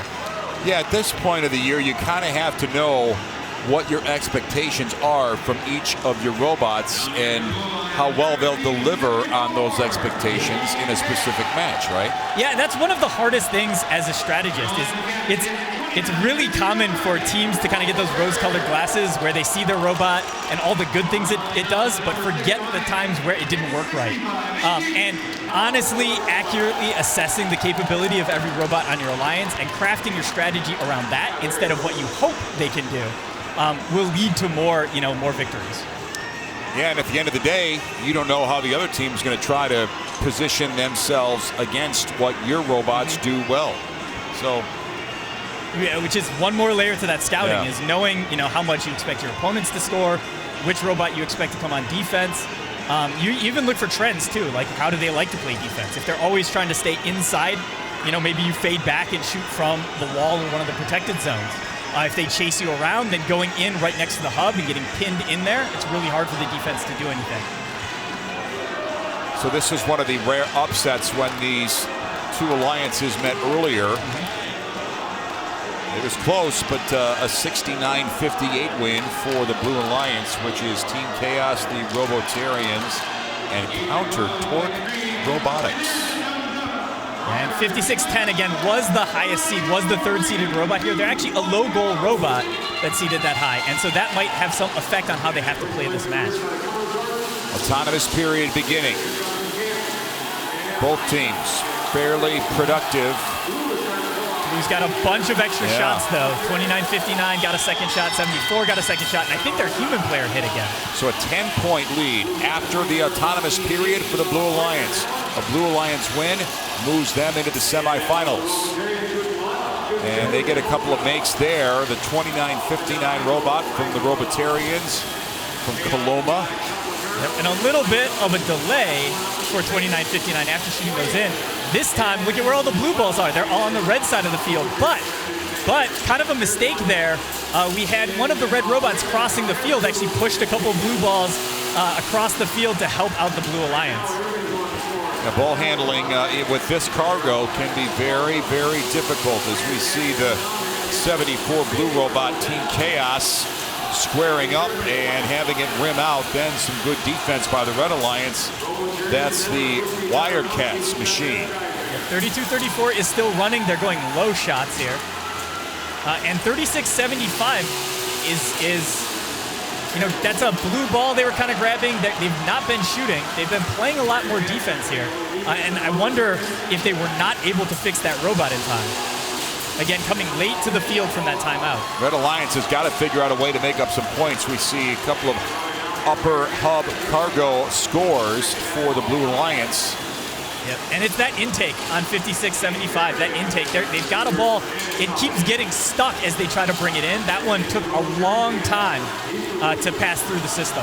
Blue Alliance gets a couple of their robots into the hangar zone early, so they're maybe thinking that a high rung or traversal rung is the way to go and get them points. Sure, and they're up by 18, so going and securing those hangs should secure the victory.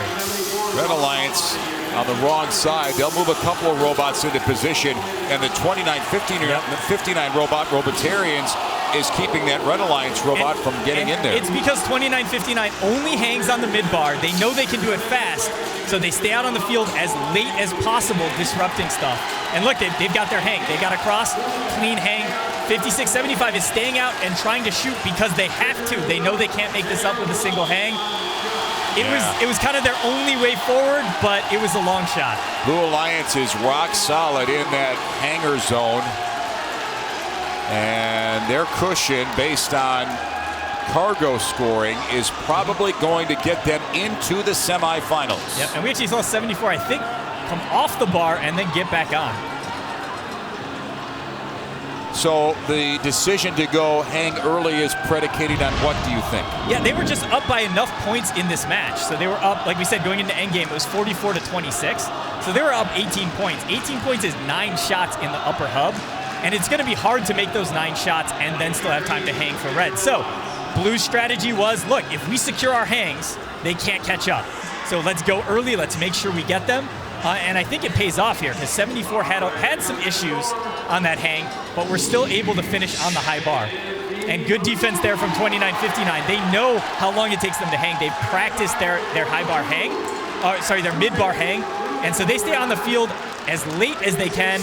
Because 74 was hanging back on the ground, but because they went early, 74 has time to send that hook back up and reclimb not only to the mid rung, but I think they made it up to the high rung. So there's our final tally, and it's a Blue Alliance, the 6th seed. They are punching their ticket to get into that semifinal. They will go up against the 2nd seed overall. So there's an upset. And down to the pits we go with Kaylee. Here with Matthew from Team 74 from the Blue Alliance. You guys were up hanging really early. Tell me a little bit about your game plan. Okay, so we decided we need to hang early because our bar is pretty good at hanging. We have a traversal climb, which is 15 points, which is a lot. But then it fell off while we were reaching for traversal, and we still had time to get back on and go for high, which I believe counted, which allowed us to outscore the other alliance by a lot. I think it was like 75-42 or something like that. Yeah, so that was essential. Getting up and hanging early, that was in the game plan. Yes, it was. Our bot wanted to hang early because our shooter's not the best on the alliance. So hanging is like what we can do for the alliance. It's like what works best. What are you going to take from this match into the semis now? I think we're going to take that. We need that bot on defense. It helped a lot. One of the opponents' climb actually didn't work because they were defense too much and they ran out of air in the pneumatic system. So if we can keep that defense going, I think we have a strong chance of beating number 2 seed Tech Bikes. And what do you think you want to work on that you want to take into the semis? I think we need to work on that climb more, like it fell off, which isn't ideal. And if we can get it more consistent, that means we can climb later and potentially score a few more balls during tele-op. Okay, all right, good job, and thank you so much. Rooting for you. All right, back to you guys. All right, so we have a quarterfinal 2 tiebreaker. 3 of the 4 quarterfinal showdowns were done with just 2 matches. This one coming up is a 4 and 5 match. And again, not a lot of points in either of those 2 head-to-heads, but something's got to give here. One of these alliances is going to move into the semifinals against the number 1 seed. Yep, and both of those matches were very, very close. 28-34 in the first match, and then our number 4 seed coming back 55-47 in the second match. So really anything can tip the balance here. I mean, those are both almost within 1 climb of being decided. So, you know, we have to watch again the iAcademy robot that is 5927 was the one they said they were working on during their timeout.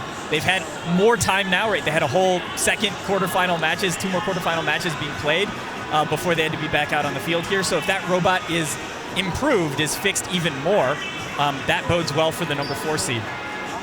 Now the other challenge too is obviously you're not looking ahead to the semifinals yet, but the number 1 seed right now, that Red Alliance that we saw in the first match so far today, they have to feel very good about what they've done. And you always wonder now, okay, so if we're going to catch them and beat them, we have to make some sizable jumps in terms of how many points we can score, because that Red Alliance with that number 1 seed overall has 100+ points in their first 2 matches. So yep, they are definitely the lead dog in the race here.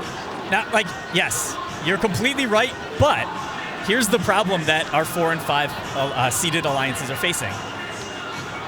If you won comfortably in your first quarterfinal match and you were going out for a second quarterfinal match, you can kind of throw one out there, right?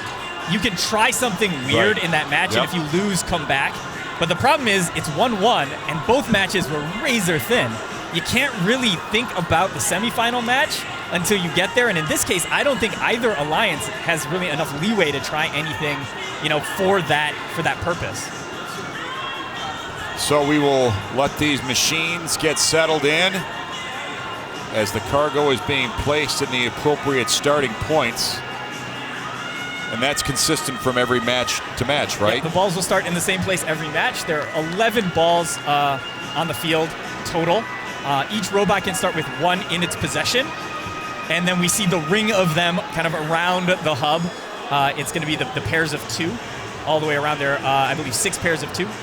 And then there's 1 ball with the human player and 1 ball in front of the human player. to take us up the rest of the way. And again, that one ball that is in the human player zone, the human player is allowed to shoot in autonomous. And that was something else that I think we saw from our number 6 seed was hitting their shots. I can't remember who it was. One of them in blue was hitting a lot of shots. The guy in the white cape, by the way, we'll call him Body Slam Guy from here on out. Yes. So they're going to give him a wide berth just in case the action gets really hot in the pits. 2 seconds left on the clock. You might want to step back. Yeah. Be ready.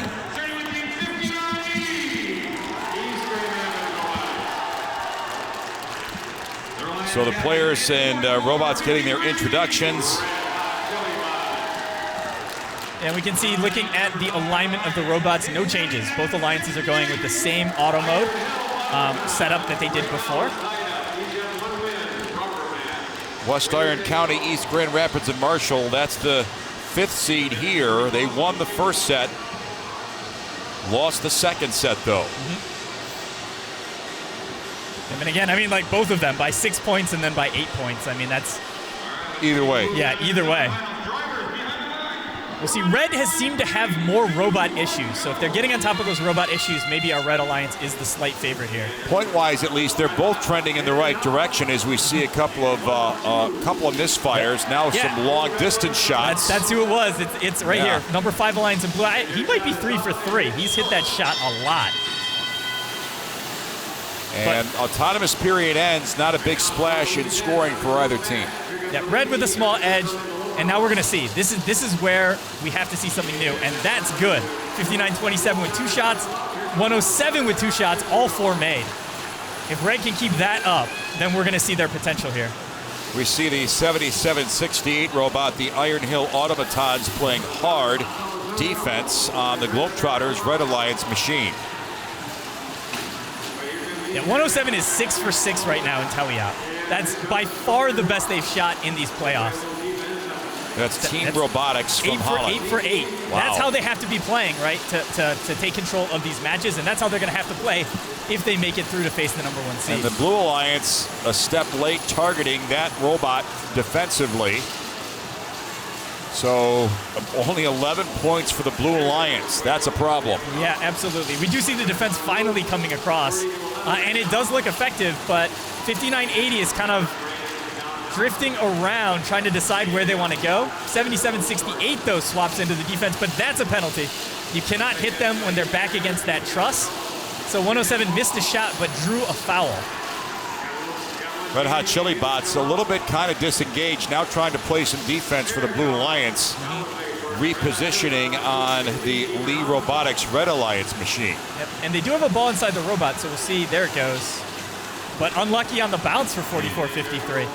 We heard a little bit about that in one of the interviews. One of the main technical challenges this year is if your ball goes in with too much energy, it's got a high chance of bouncing out. So not only minimizing the arc, but also minimizing the spin. Just like a shooter in basketball has to have kind of a soft touch. Exactly. And the Red Alliance has the hot touch right now, up 40 points. Yeah, and we'll see if these hangs cancel out. We got one robot going early on each side, trying to get all the way up to the traversal bar. Globetrotters going high for the Red Alliance. That's going to be some good points for them. Yep. Team Robotics in the same position. Blue Alliance trying to get all 3 robots hung, but we're down to 0-0, and it looks like it's a significant win for the Red Alliance. Yeah, absolutely. I can't tell with that last blue robot, 59-80. I couldn't tell if they were off the ground or not, but those 6 points probably not going to change it. 59-27 getting high. We can see a look there. They're hanging sideways. I guess if they're touching either the sidewall or the ground, it's not going to count as a climb. So I would say that one is probably not a climb. And Red with the lead. Red took a bigger lead with, so that is off the ground in that view there.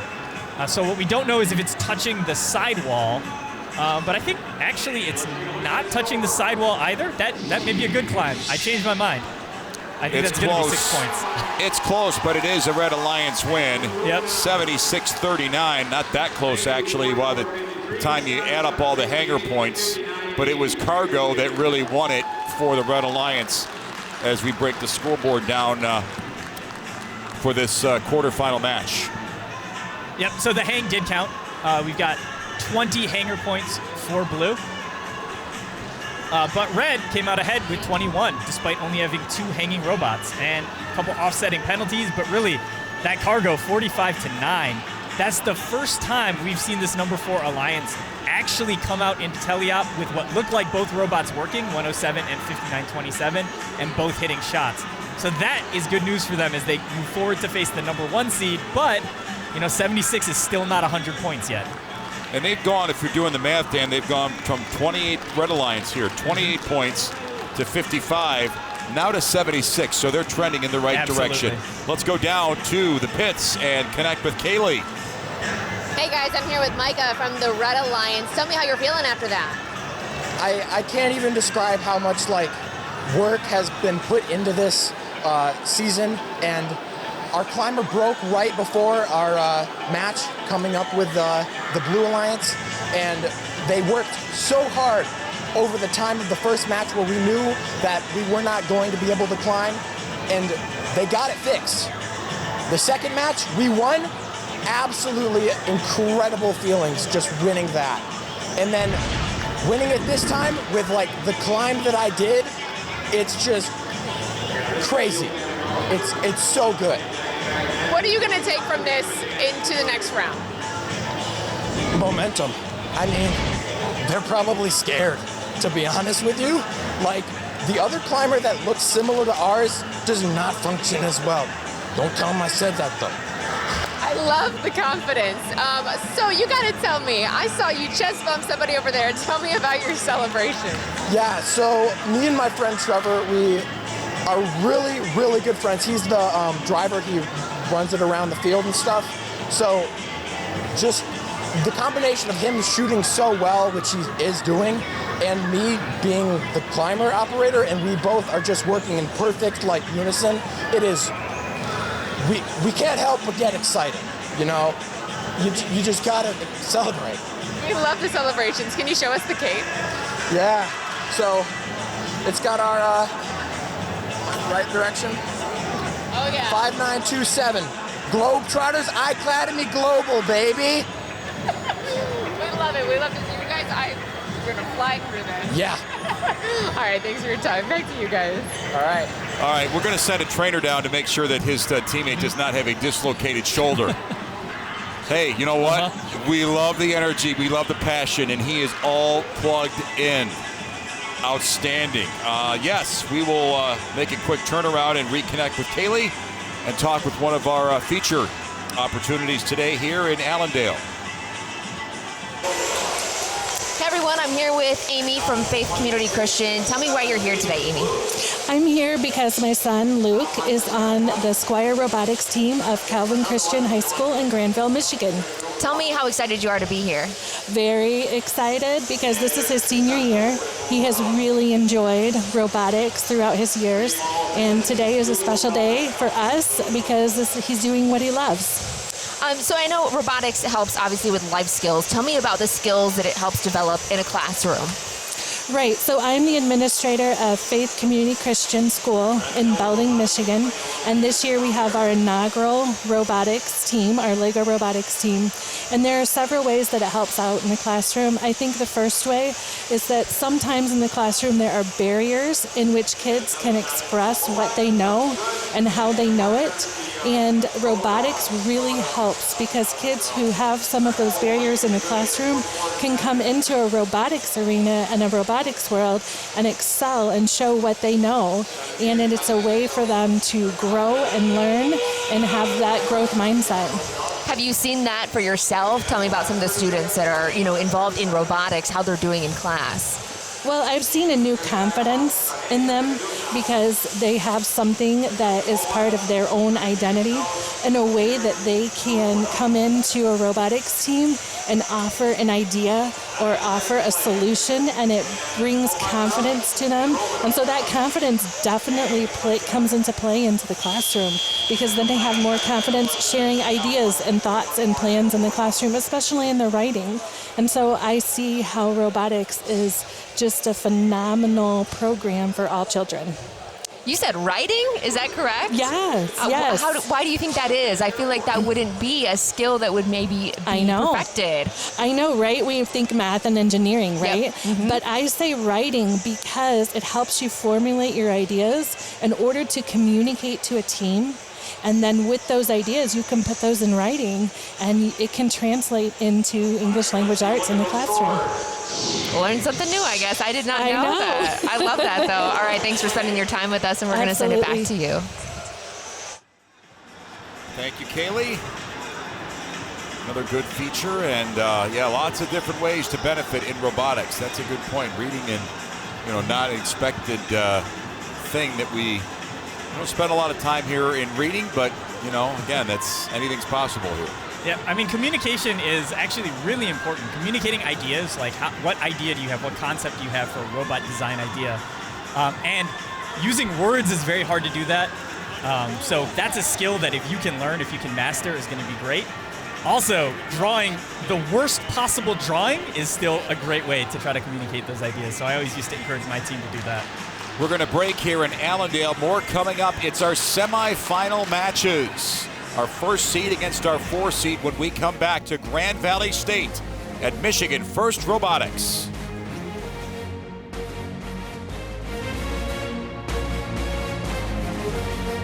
Dogs have up to 300 million smell detectors in their noses, compared to just 6 million for humans. With such sensitive noses, it's no wonder we count on them to help keep us safe at the airport, detect diseases like cancer and COVID-19, and even sniff out whale poop. There you go. This is Stephanie Pierce. I don't know why they want whale poop, but okay. Today, her team at Consumers Energy is showing us the newest sniffer vehicle they've added to their pack.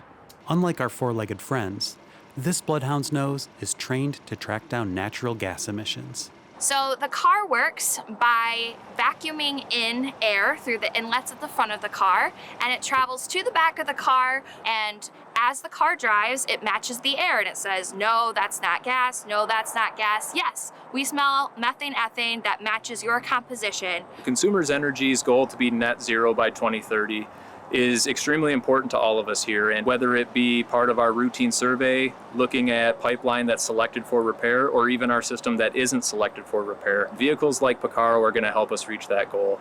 Being able to reduce emissions in Michigan, I can't think of anything more exciting that I want to be part of. In a perfect world, I would love to have my colleagues be dogs, but unfortunately we'll have to leave them at home for now and use Picaro in their place. And away we go as we move into our first semi-final match. And we have one team that's been consistently rock steady awesome all day as we roll into the brackets. This Red Alliance of the NC Gears and the Hamilton Cyberhawks and Trisonics, they've been putting up the big splashy numbers, but this Blue Alliance is now starting to trend the right way.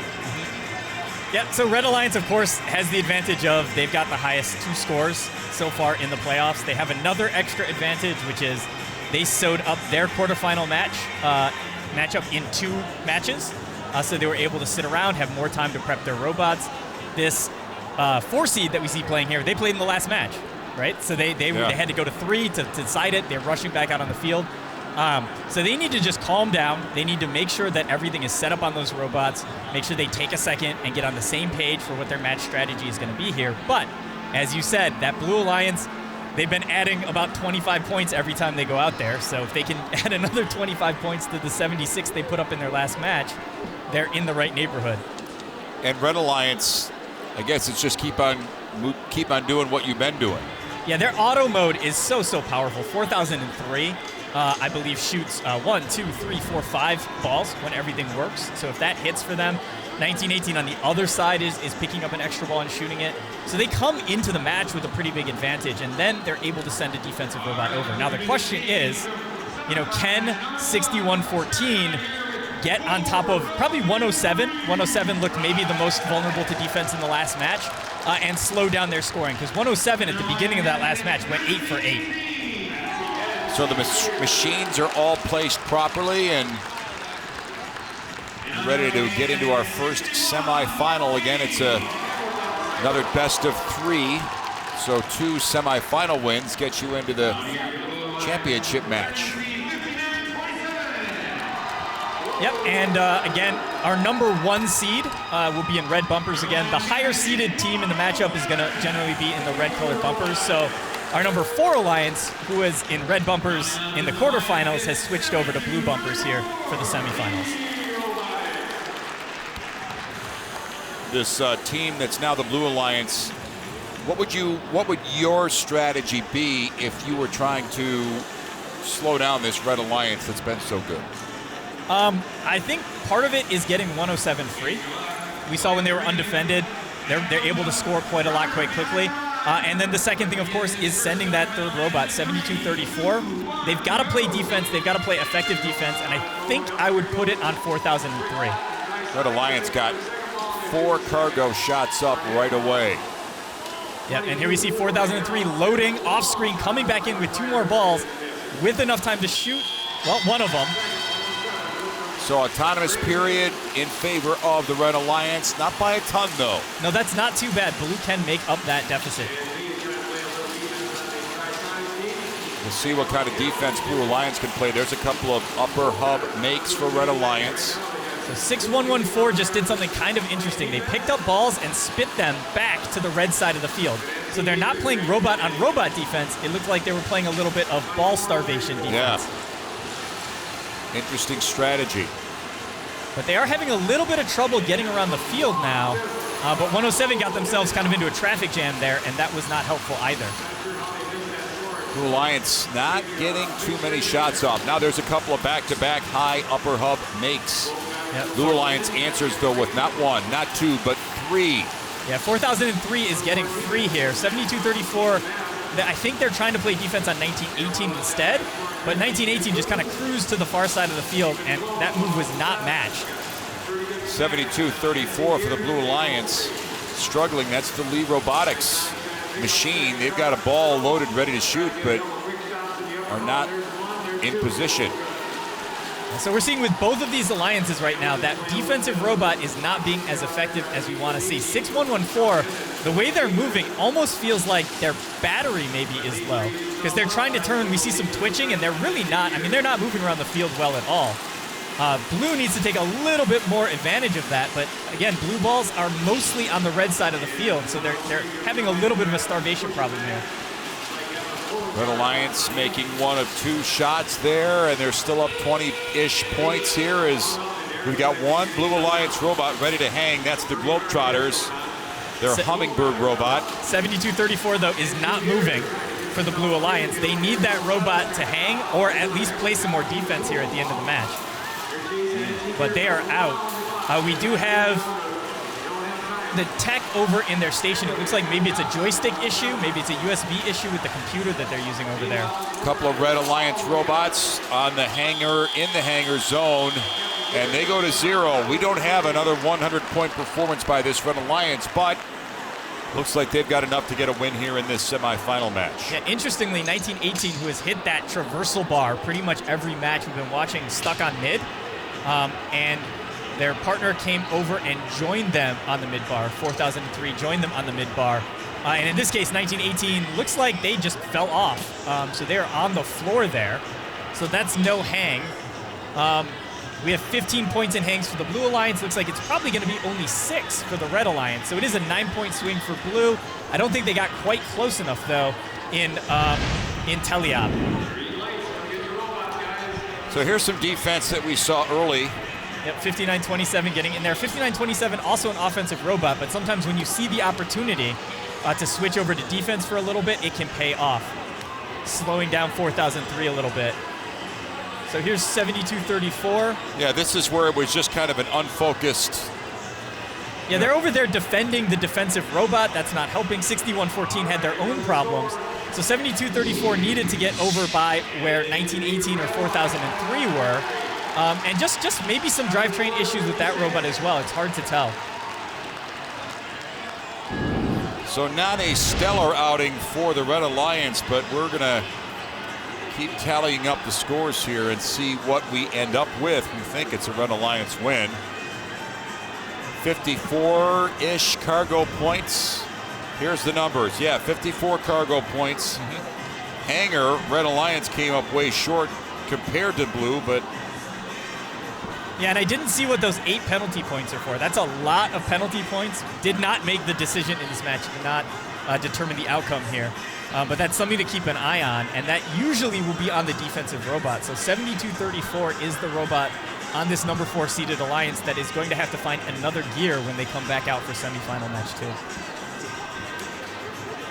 So there's our final tally. That's one semifinal match in the can. Let's go down to Kaylee Marintet. Hey guys, Janelli from 72-34 here. Tell me what kind of happened. You guys lost communication at the end. Yeah, we just lost communication. It happens sometimes. We come back from it, sometimes we don't. This time we didn't have any time to come back for it, and it's fine. We think we did good for most of the part. What happens from here? We just improve. We learn from our mistakes. We had very good teammates that helped us through everything, and the competition was very hard. What do you guys think you did right in this match? Defensively wise, we were put to play defensively, so I think we really tried to block off the shots from the other team. All right, thanks so much, Janelli. Back to you guys. Thank you, Kaylee. So we are going into our second semifinal match. This is a 2 seed against a 6 seed. Yep, the 6 seed was surprising kind of in the way they were playing. I like that the 2959 robot here for the number 6 seeded alliance. They have been making shots in the high hub. They've also been switching over to defense, especially at the end of matches. And that sort of flexible play, playing kind of not as a defender or an offensive robot, but sort of a midfielder, gives you some more strategic options as the match plays out. So they're a robot to keep an eye on here. Meanwhile, from Red, of course, 2054, they've got that traversal hang, and it's their auto mode that we want to watch. 85 as well is going to look to score an extra ball in auto, but 2054 is the one that could really run up the score if their auto mode hits. So we saw the Red Alliance build off of their first semifinal, their first quarterfinal match, 69 points. Then they go to 97. So they are in the conversation for a potential 100-point-ish outing. Yep, I mean, they're averaging, the average what, between those two is 83 points. They did that with the 69 points in the match where all 3 robots died and no hang points. So a very, very strong alliance there. Our number 6 seed is averaging 72 though, so they're right in the neighborhood. And we crank it up, autonomous period for 15 seconds. 2 straight makes in the upper hub for the Red Alliance, Blue Alliance. Boy, there's balls flying in there from all over the place. Yep, 2054 did get the extra ball. The shot is pretty late, but that might still count. It has 5 seconds to get through the score, and it did. Yeah, they both got at least almost 30 points apiece. So strong autonomous periods for both. Yep. We'll see here, 2054 taking some time to take a really deep shot, but they do make it. 2054 machine shooting short. That's the Tech Bikes. And their robot called Tarzan. Good defense from 141. Just kind of got in the way of 2 blue robots at the same time, causing some misses. Well, these machines are buzzing all over the place. Very active. Couple of Red Alliance shots. One goes in and out. Blue Alliance able to knock down 1 in the upper hub with their cargo. And we'll see here, 141 is just kind of chasing 2959 around the field here. But crucially also, take a look at 141. They're holding a blue ball. They're playing defense, and they're playing additional keep-away defense by picking up a blue ball. That Red Alliance 85 built on brains is disconnected. Yeah, correct. It is not moving. That's actually looking at that robot, I don't see a single light on that robot. I think it probably lost main power. That robot will not come back in this match, and that probably will not be a replay either. So Red's gonna have to pull this one out 2v3 the rest of the way. Blue Alliance already going to the hang with 40 seconds left. And we'll see how the Red Alliance is impacted by this. Looks like quite a bit. And some good defense being put on there by the Robotarians for the Blue Alliance. They have 2 robots, one already in the air. Now another hang in process from Counter Torque Robotics. Red Alliance trying to keep up with a couple of hangs. We'll see if the defense was enough. It looks like it was not. 2054 getting to the bar late, but is there 74 just fell off the bar again on the other side. Wow. And they do not have time to go back up. That may be significant. The points in the hanger zone are going to be very critical. Red Alliance, even with the machine dead in the water, might be able to pull this out. Yeah, they won the end game, so they've got 15 points for that traversal bar for 2054. They've got 6 more points from 141. And on the blue side, we've just got 2 mid bars, so that's 12 points. So that's an advantage of +9 for the Red Alliance in end game, all because 74 fell off the bar again, and this time they didn't have time to go back up. But that said, they needed the traversal bar because I think the Blue Alliance was behind going into the end game. They had to risk it for that traversal bar climb, and it didn't work out, and we have a red card. So lots to unpack here. So a red card means that the Blue Alliance, I believe, was just disqualified in that match. I think they would have lost on score anyway, but they were just issued a red card. What do you have? What would be a reason for being disqualified? There are a few penalties that you can get red carded for. One of them is potentially damaging contact inside an opponent robot. So it's possible that when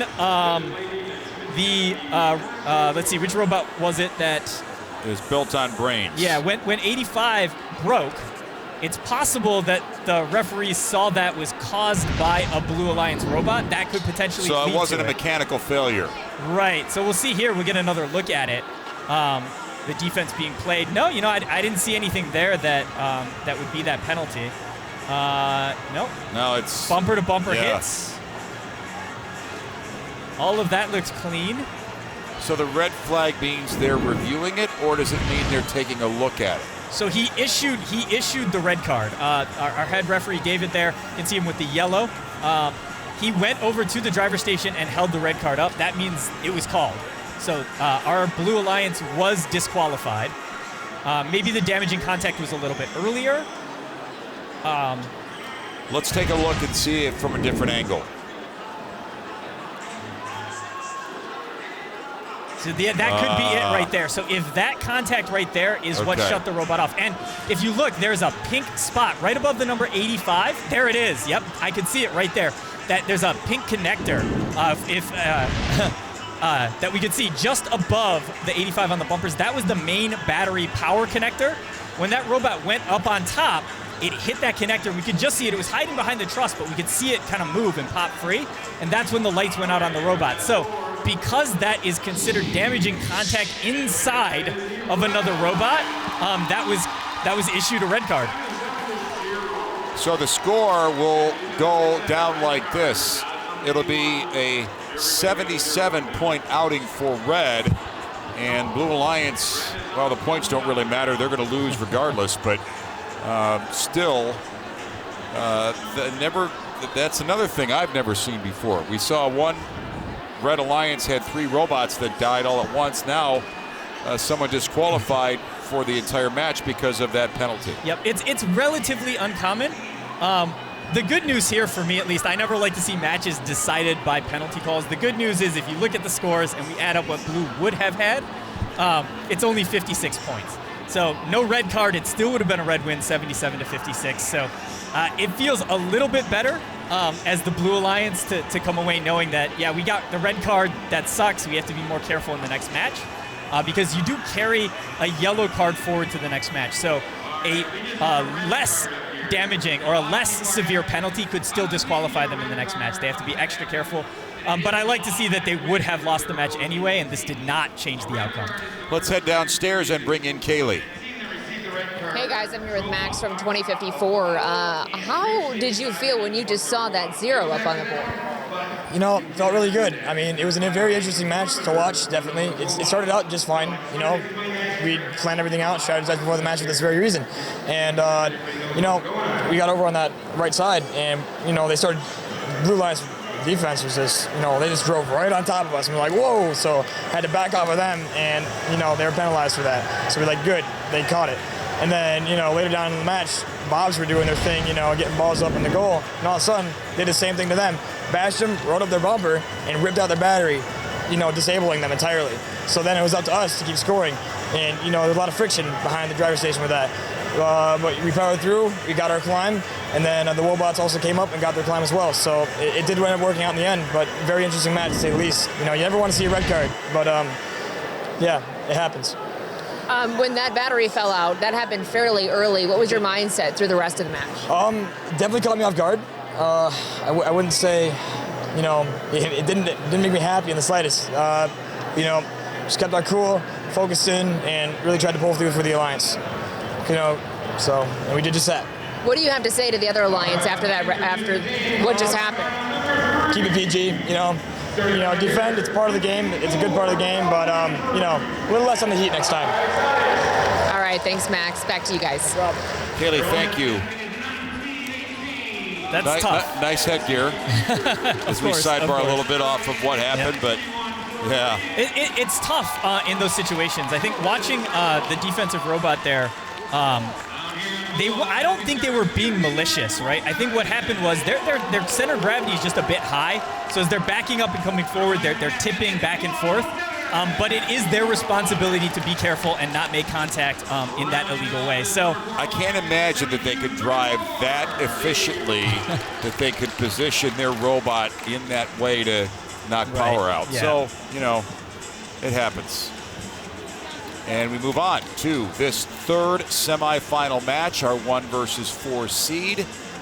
And this number 1 seed has performed like a number 1 seed. Last match was their worst, though, just scoring 72 points, 72 to 56. So let's see who can hit in auto mode. That, again, is going to be a big determining factor. Missed shot from 1918. Blue Alliance going with 3 straight to that upper hub with their cargo. So that'll make it close. Can 107 get this last shot off? Yes, but it misses. Meanwhile, 4003 hits. So both teams respectable in their autonomous period as we go to teleop. Yeah, just a 6-point edge is something that, again, as the Blue Alliance, you'll take. Not a big margin between these two last time in the first semifinal match. Now we see some good defense on 4003. Really struggling to get those balls picked up as 4003. As we have 5927 just getting in front of them. The Lee Robotics robot for the Blue Alliance, again, a little bit out of sorts. I'm not sure what the strategy is there. There's no offense or defense being generated. Yeah, again, we watched them struggle a bit with their robot. So this is interesting. Blue has gone with a 2 defensive robot strategy. 7234 is defending 1918. 5927 is defending 4003. Meanwhile, 107, the last robot, is trying to keep up in scoring on their own. And so far, it's been working. Missed shot there, a make for the Red Alliance, and now the Blue Alliance in the upper hub. Still very close, low scoring, but close. Seems like they're matching each other shot for shot pretty much at this point. Yep, 5927 kind of filling that midfield role we talked about with 2959 on our other alliance. They're now collecting some balls and looking to take some shots, and we'll see if they get back in defense after that. Because sometimes you can be driving around and pick up the balls that come to you easily while you're defending, then take some shots, then get back on defense, pick up balls that come easy to you. Blue Alliance moving into the hangar zone to get early points. That's the Globetrotters robot with the first hang. And we know they can go all the way up to the traversal bar. They did it in the last match. They're going early enough this time to hopefully guarantee it. And they do have the hook set, so that's 15 points for Blue. 1918 trying to answer. 1918 missed this for Red in the last match. This time, no problem, they match. Lee Robotics in position to hang for the Blue Alliance. Only 2 of the 3 robots for each team go to that hangar zone to get points. It's pretty close. It's a shade of an advantage right now for Red, but we'll see. Yep, and the hangs are going to cancel out. So we have one mid-bar and one traversal hang for each alliance. It looked like 107 was trying to get back to hang at the end of that match or trying to make some extra shots, but 61-14 saved their best defense for the closing seconds of that match and were able to stop it from happening. So credit to this Blue Alliance team, the Globetrotters, Team Robotics, and Lee Robotics. The Red Alliance that had been rolling with 100-point efforts, well, they're struggling to get to that 100-point mark for sure. Here's a replay with the hanger zone. And I think the score is going to be lower again, but here we go. 1918 missed this last match. They need this match to stay in it. Much closer on the cargo score, and they do get up to the high one. Meanwhile, 4003 just takes the quick and easy mid-bar hang. And 59-27 doing the same thing on blue. They go early. You can see that's a little scary as the hooks are swinging back and forth, but the driver has the patience to wait until the hooks are set on that traversal bar before pulling up. And then they get into position. And once they're on those set hooks, their stationary set of hooks, they're not going to fall off. So they made that last transition no problem. So we will look at the scoreboard here, and it is a modest 10-point win for the Red Alliance. And that semifinal win moves them into the finals. Yeah, good strategy by the Blue Alliance. They made a change. They had that 59-27 robot playing some extra defense, and it really did limit the number 1 Alliance scores. I mean, just 72 and 77 here after going well over 100 in their quarterfinal matches. Let's head down to the pits and talk with the winners. Here's Kaylee Marentet. Yeah, I'm here with Lydia from the Red Alliance. Congrats, you are going to the finals. What's the most important thing you and your team are going to take into that? I think our most important thing we're going to take into it is to make sure that we can get a really good climb, because we've been having a little bit of problem with the defending bots. So to have some of our alliance partners that are going to help us try and defend against the people who are trying to get us from getting our hanging points, because those hanging points are really good. How would you compare yourself to the beginning of the day to where you are now? What's some of the biggest challenges your team has overcome? I think one of the biggest challenges we've overcome so far is being able to fix things pretty quickly. We've had a couple of incidents our balls kept getting stuck in our shooter, and we've been able to fix that, and we've been able to make programs so quick so then if it happens again, we could reverse it so then it won't be able to happen again. We'd have a way to get it out. Okay, gotcha. What's going to be your mindset going into the finals? Stay focused, make sure we can figure out everything, plan ahead rather than staying in the moment. Okay, and you guys kind of have a home field advantage. Tell me about that. Yeah, so we've been here a couple times before. It's pretty nice to be here. You guys are from around here. Yeah. So it's pretty nice to be in a familiar space. Yes, I agree. All right, well, good luck. Yeah. All right, back to you guys. All right, Kaylee, thanks. Yeah, Trisonics, they've been riding a wave. The death button. Explain the death button, please, to me. I don't know, but if I had to guess, you don't push that button until the right time, maybe, or the robot falls off the bar. It could be something like that. Interesting. It's very well labeled. Okay, reset climb is the death button. So I think if you hit that button when you're already on a bar and the thing goes to fold back up, that might be how you fall off. So they use that, maybe if something goes wrong in the climb, they'll use that to reset the robot, or they use that in the pits after a match to get the robot reconfigured quickly so that it's back and ready to go. But pushing that at the wrong time, I guess, causes death. All right, so we are into our semifinal 2 matchup with the 2nd seed against the 6th seed. The 2nd seed has won all 3 of their matches so far. So the 6th seed with some work to do here. And again, so the last match was that red card. And the way the red card system works for First Robotics is if you get a red card, you're disqualified from the match, you lose the match, and then you carry a yellow card forward. And a second yellow card would then also be another red card. So there are only a few infractions that get you a direct red, but there are a bunch more infractions that could get you a yellow card. So they're going to have to be on their kind of best behavior here. What's the top 2 or 3 yellow card infractions? You get some minor stuff like human players reaching onto the field when they're not allowed to. There's a safety violation there. Usually any safety violation will carry a yellow card.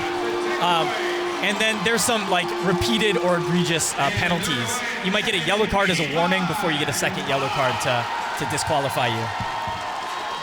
Little team huddle before the match with this Blue Alliance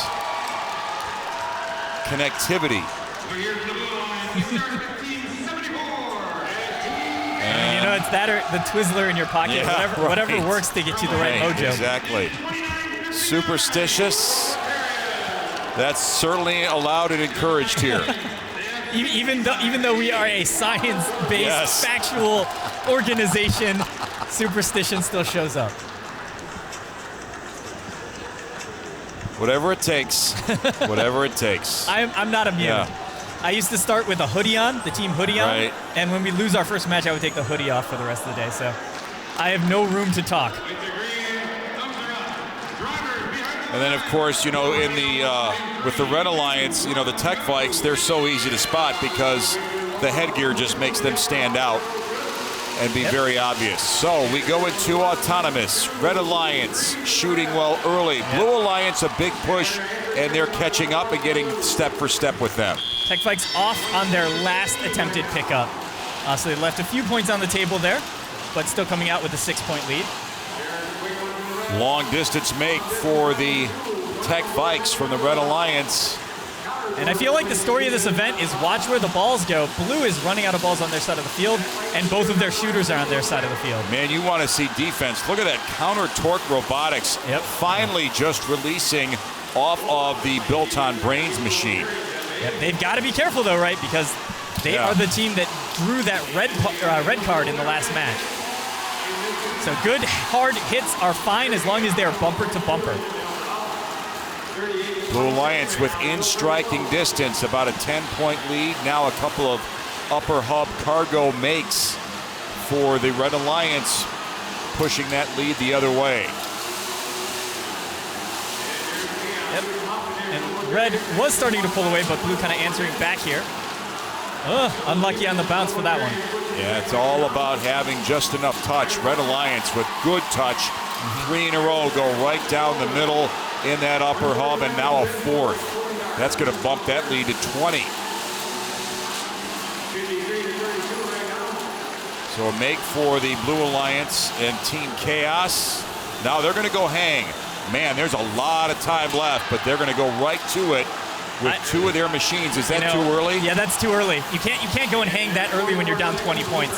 Because look, you need to hit every single one of your hangs, and you need Red to miss basically all their hangs to overcome a 20-point deficit. And this is all time for the Red Alliance to be getting more cargo points that you could be getting. Yeah, and we'll see. It's going to balloon almost to 30 points. And look, a perfect end game for Blue is only 36 points.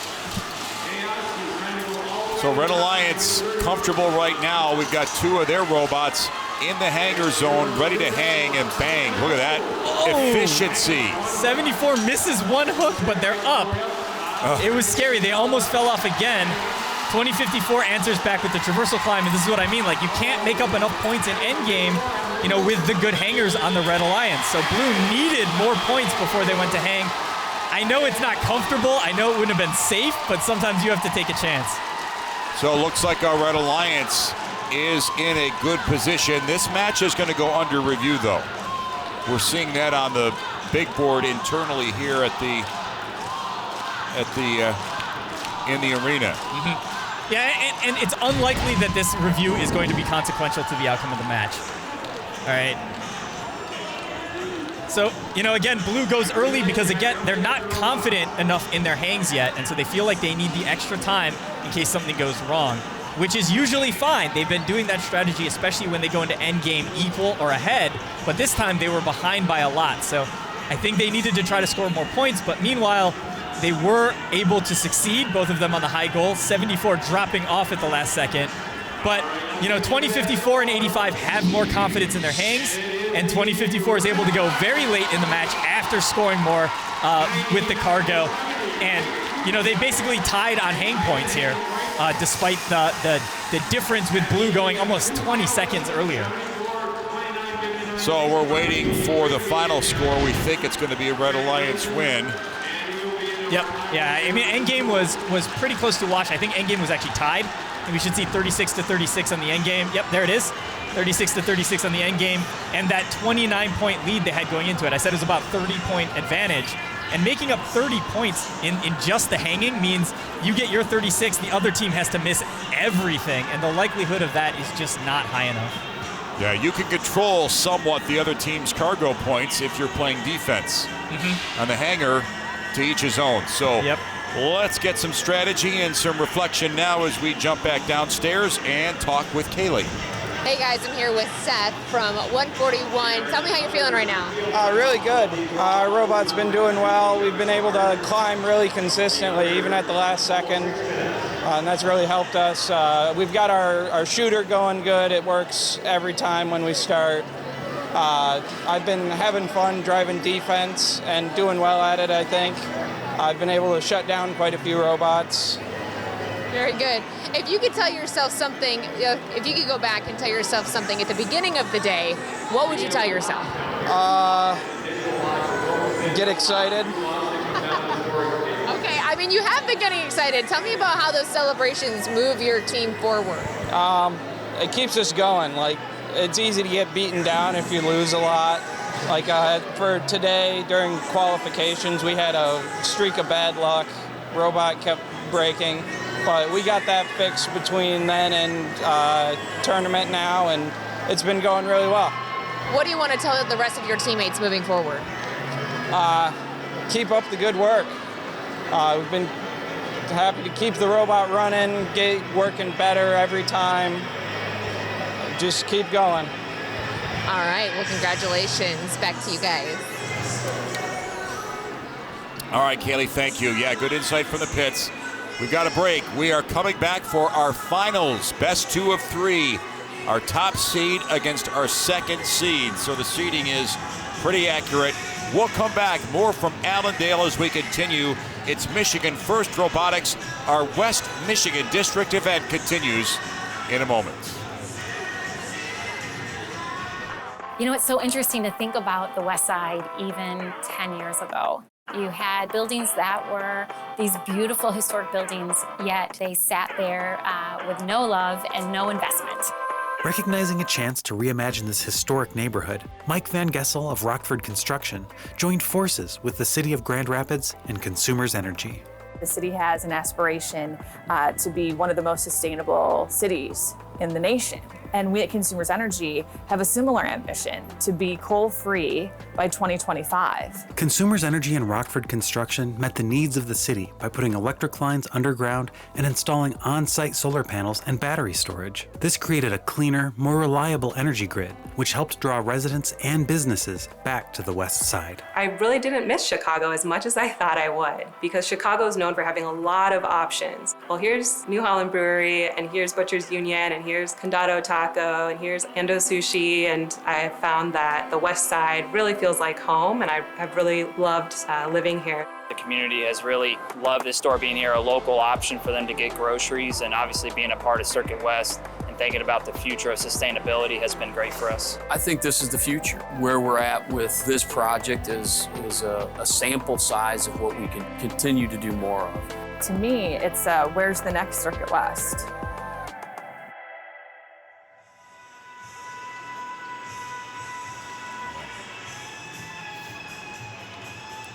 So a little bit of a rest between the semifinals and the finals matches.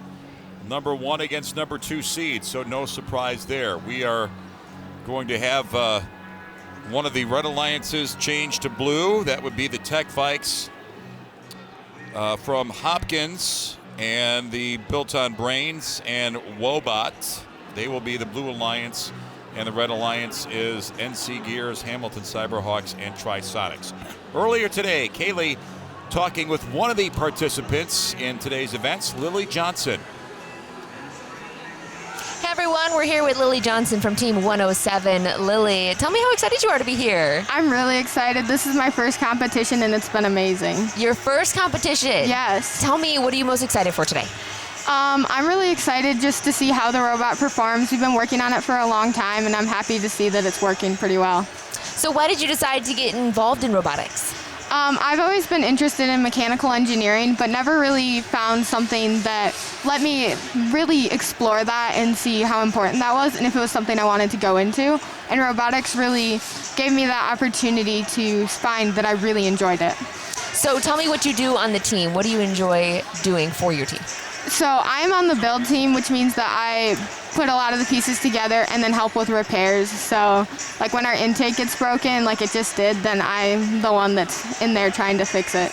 Sounds good. Tell me about your team a little bit. I understand that you guys are 50% girls. Love that. Yeah, just about.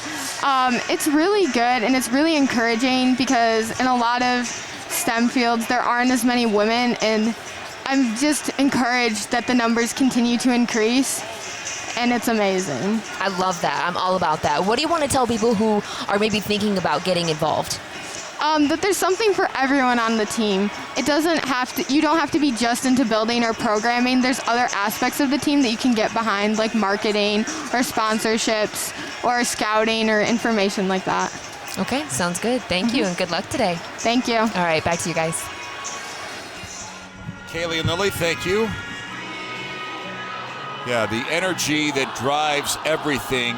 We have corporate sponsors, we have mentors, but it's youthful energy that really kind of sets the stage for everything going forward. So yeah, we are right about to wrap up our timeout and move into our best 2 of 3 finals. Let's roll into our updated brackets. So everything has maybe gone according to at least the way we expected it would. The 1 and 2 seeds are ready to lock horns and compete for a championship here today. 6 seed that pulled off the upset against number 3, but 1 and 2 in the finals as expected. And I've just been given, during the break, I was given a quick history lesson here. The teams we have in the finals, 1918, 85, 141, and 2054 are some of the oldest and most successful teams on the west side of the state. So at this event in West Michigan, 2010, 2054 played against 1918, 2054 won. 2011 at this event, 2054 played against 1918 in the finals, 1918 won. 2012, 2054 played against 1918, and not only that, but 2054 was with 141 and against 85. 1918 was with 85.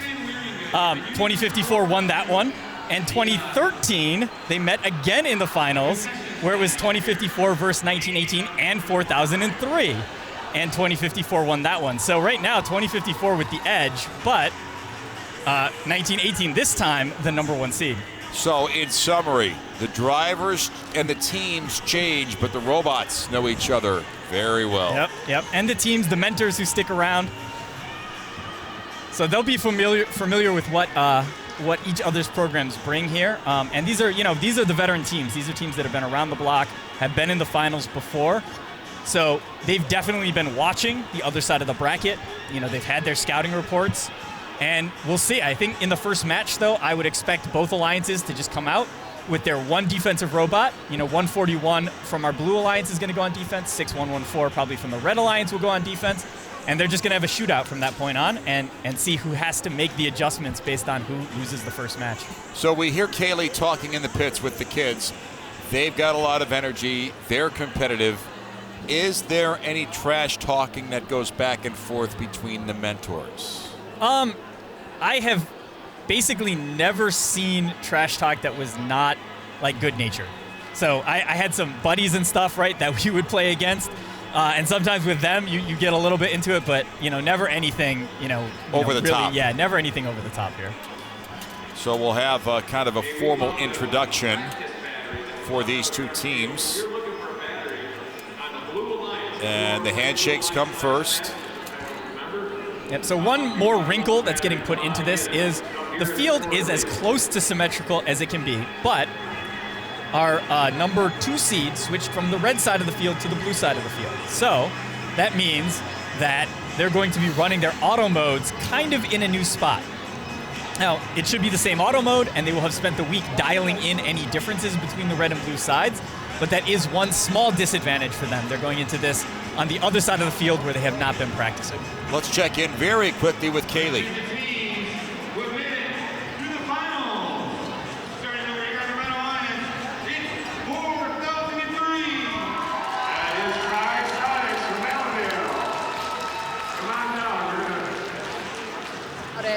Her family is actually still in Ukraine. Her dad's a firefighter over there, and she says she's been trying to talk to her family weekly, but her name is Jane, and they actually changed the robots' colors to Ukrainian flag colors, that blue and yellow. So they've got some buttons supporting her, and she said it just means the world to her. So I thought that was really cool, and they've just been supporting her through these hard times. Just shows you what good teammates they are. Yeah, thank you, Kaylee. We've, kind of been very good about trying to connect with the human interest stories, and it's not all about the robots.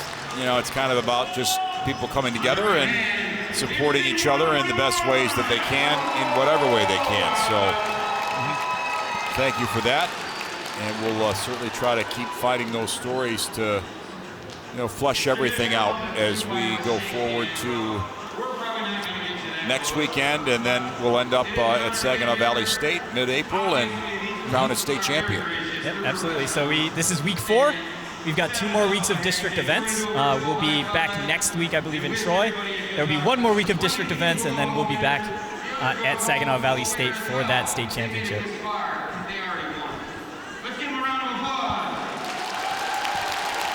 And, just a reminder, the teams on the field here, a lot of them are going to be in good shape for that state championship. Again, you collect points throughout the district season. You play 2 district events, and in each district event, you get points based on how you perform. So if you get an award, you get some points. If you win matches, you get points.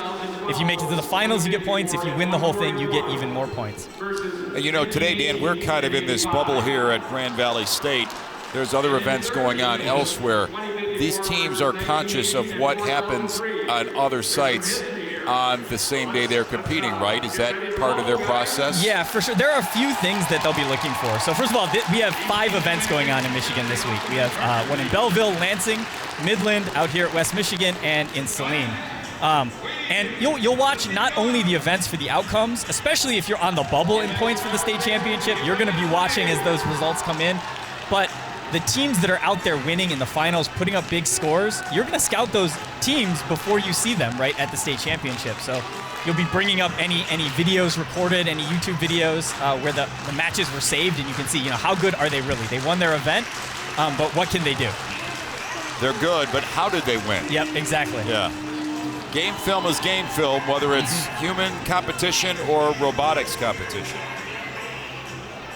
That is absolutely correct. And that's one of the hardest things to get. We get lots of stats for, how many balls people are scoring, but what is their favorite position on the field to shoot from? And if you learn that, now you're ready to play defense against them.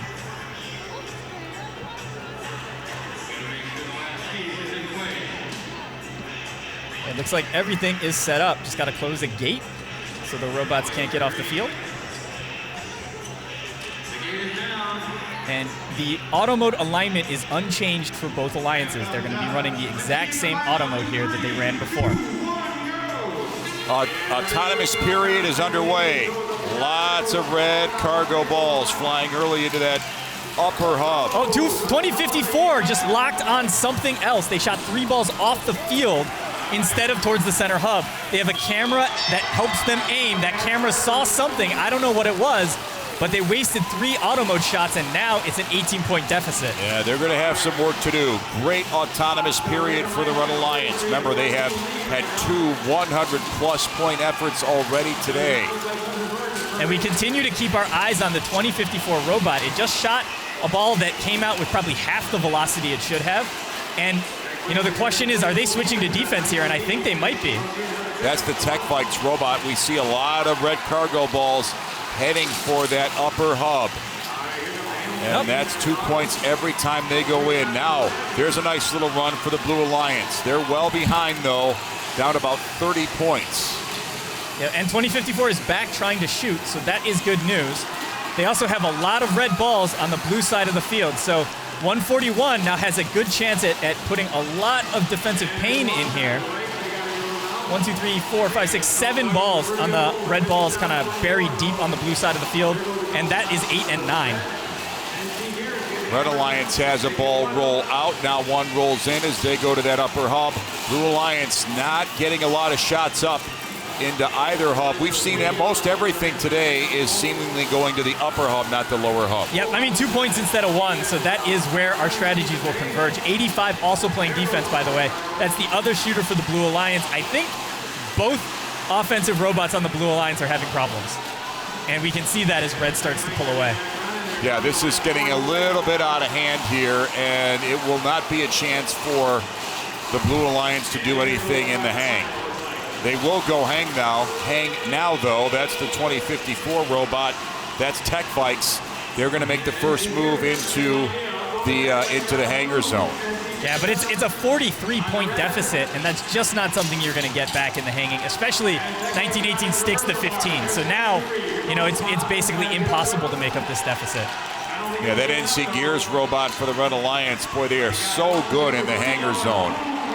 Yeah, they missed once, right? And we were shocked that they missed. We just assumed they were up. Red Alliance looks like they're back to their winning ways in terms of big points and dominant showings.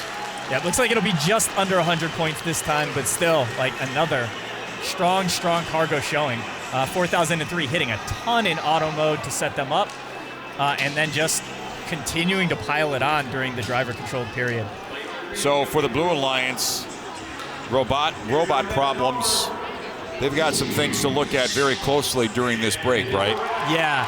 You know, 85 switched over to defense. I didn't catch quite how early that happened, but that's a huge problem. And we saw the Tech Bikes with their missed shot in auto mode, a weak shot during teleop, and then some defense and some...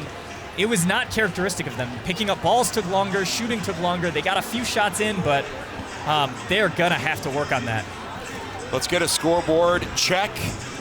A dominant win, almost 100 points for the Red Alliance.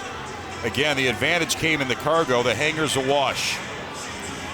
As we've learned, it's really about how many points you score in cargo. Yeah, you can make it up if it's close in the end game. But here's 2054. Look at those shots going off the field. So again, there's a camera on that turret. You can see it rotating back around, and that's supposed to lock on the center goal. There's some what we call retroreflective tape on the center goal. So if you shine a light at it, it'll shine that light back to you. So the green light they have on the front of that robot is supposed to be tracking the goal. It tracks something else, and they wasted 3 shots there. And here, they really struggled to pick up balls, and they're much better at it than what we're seeing here. Let's head downstairs and join Kaylee Marentet. Hey guys, here I'm with Max from 2054. Tell me what happened out there. Oh boy, a lot happened, I'll say that. All right, so match started out, pretty simple. I think our Auton, once again, ran us right into the human PlayStation, causing our intake to break. This time it's a little bad though, because I think one of our actual strokes on our cylinders snaps, so we got to replace that before the next finals match. Yeah, they got us on this one, but we're going to come back and bring the heat. We just got to get our intake swaps. We're having limelight issues as well, so auto tracking was mostly out the window. We had to kind of do a leapfrog there in the middle because, we didn't have limelight, so we couldn't shoot unless we wanted to do low goal. But there's not much to that against a team that can score a high goal.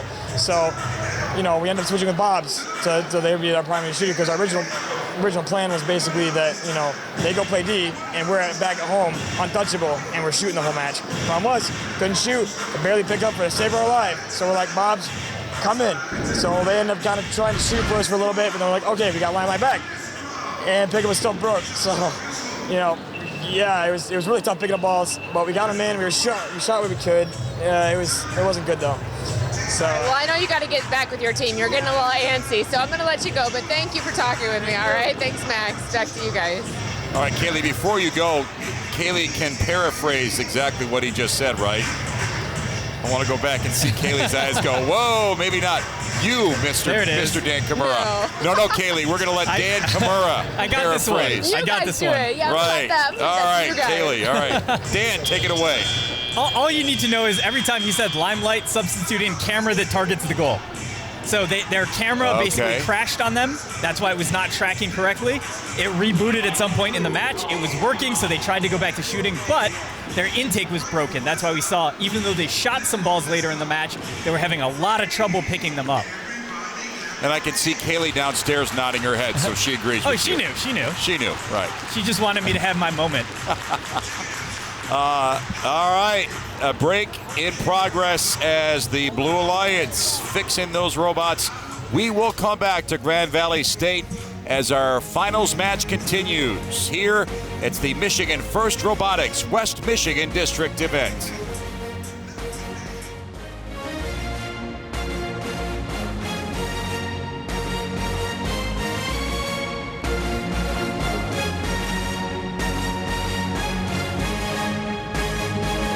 What does it take to create a more sustainable future of mobility?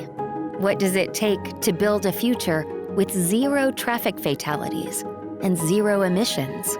Aptiv is uniquely positioned to answer those questions, situated at the intersection of the safe, green, and connected megatrends transforming the automotive industry. Sustainability is in our DNA. We are taking on some of society's toughest challenges with innovations that combat climate change, save lives, and improve the way the world moves. With both the brain and the nervous system of the vehicle, Aptiv Solutions optimize electric vehicle architecture, making intelligent design trade-offs that reduce cost, weight, and mass, allowing for faster democratization of technologies that reduce CO2 emissions and reduce traffic accidents and fatalities. Aptiv not only leads the industry in high-voltage component innovations, from chargers and inlets to power converters and battery disconnect units, but also in process automation, miniaturization, and manufacturing excellence. Through Aptiv's smart vehicle architecture, we see the vehicle as a complete system, enabling an efficient and accelerated path to the electrified, software-defined vehicle. Sustainability is also in the way we operate. Aptiv is committed to having its operations in 44 countries, powered by 100% renewable energy by 2030, and becoming fully carbon neutral by 2040. With our full system solutions, innovative spirit, and unmatched global capabilities, Aptiv is the customer's partner of choice to bring the future of mobility to life.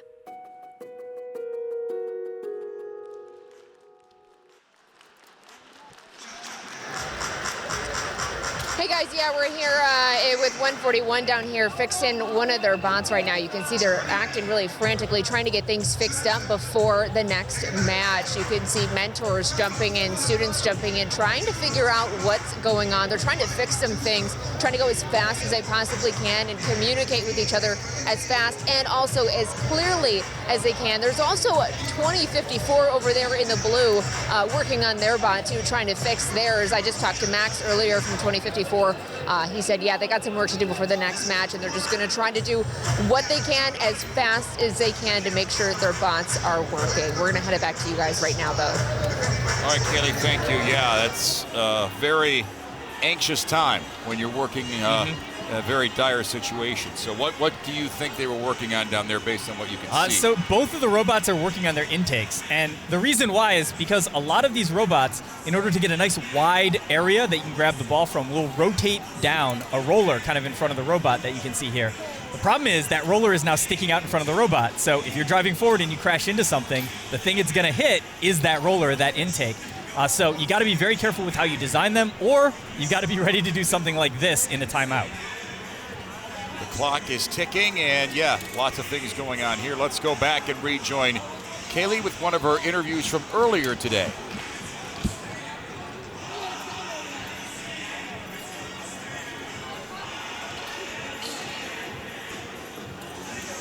Hey everyone, we're here with Bella from Kingsford Robotics. Bella, I understand you had a hard time getting here this weekend. Can you tell us what happened? So pretty much by the time that we got down there, we realized that the Mackinac Bridge was closed because due to falling ice. Oh my gosh. So what did you guys do? So pretty much by the time we got down there, we were just like, we thought, oh, it's going to be like a couple of hours. We were going to wait it out.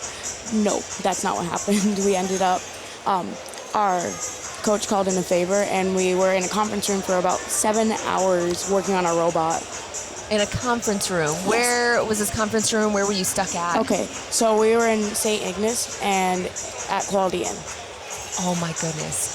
So you were stuck there. Was that overnight? You were stuck there overnight? So we were there for like pretty much most of the day and for a bit at night. And then one of the coaches for St. Ignace that isn't a coach anymore, like ex-coach, he pretty much let us stay in his apartment for the night. Oh, that was nice of him. Tell me what was going through your mind. I mean, were you worried you weren't going to make it, or? I was scared that we weren't going to actually be able to go to competition. Okay, why did you decide to just kind of keep going? You know, you could have been like, you know what, the bridge is closed. Sorry, guys. In the spirit of Kingsford, we know we're not going to give up on what we do. We keep pushing through no matter what. If something happens, we keep on going. We charge through it until it's impossible to do.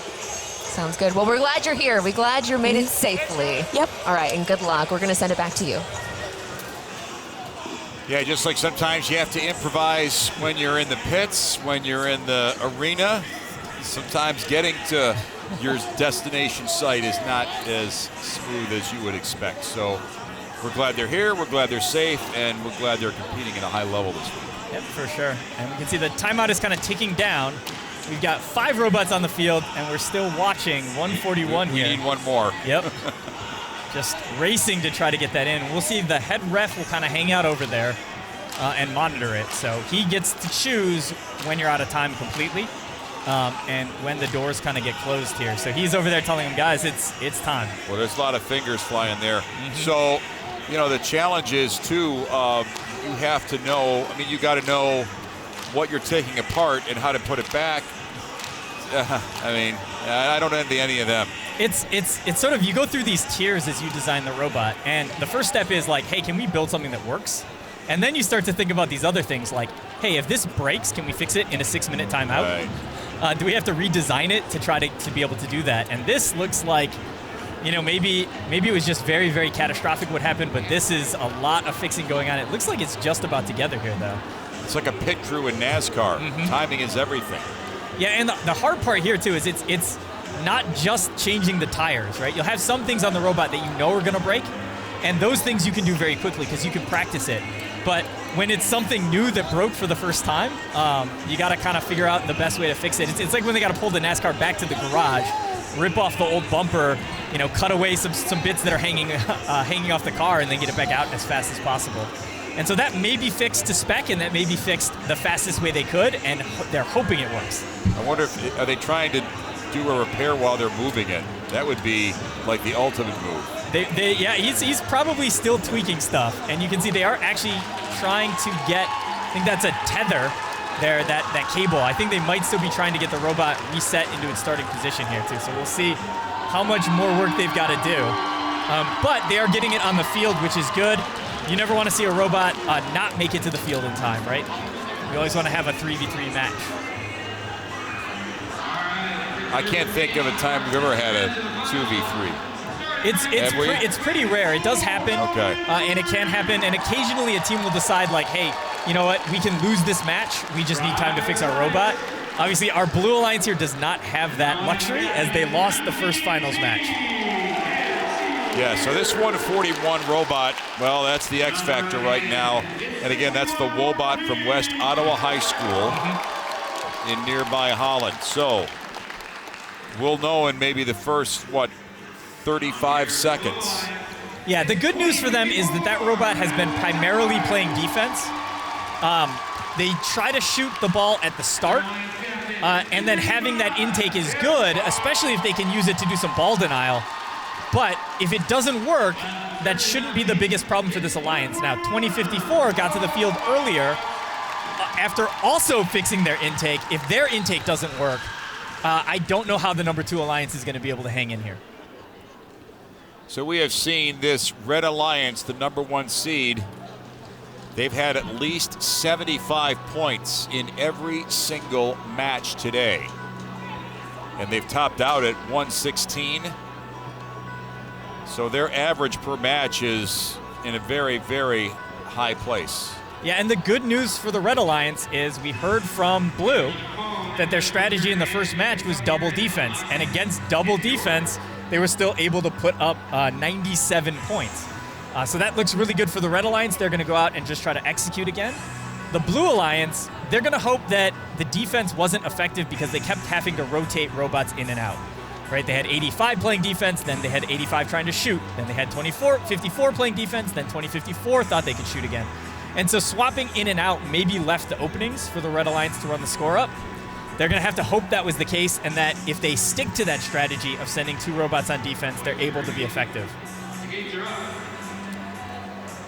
So we are in what could be our last championship match of the day. If it's a Red Alliance win, they will be champions of this West Michigan District event. And the cargo is flying. Everybody gets their balls into that upper hub.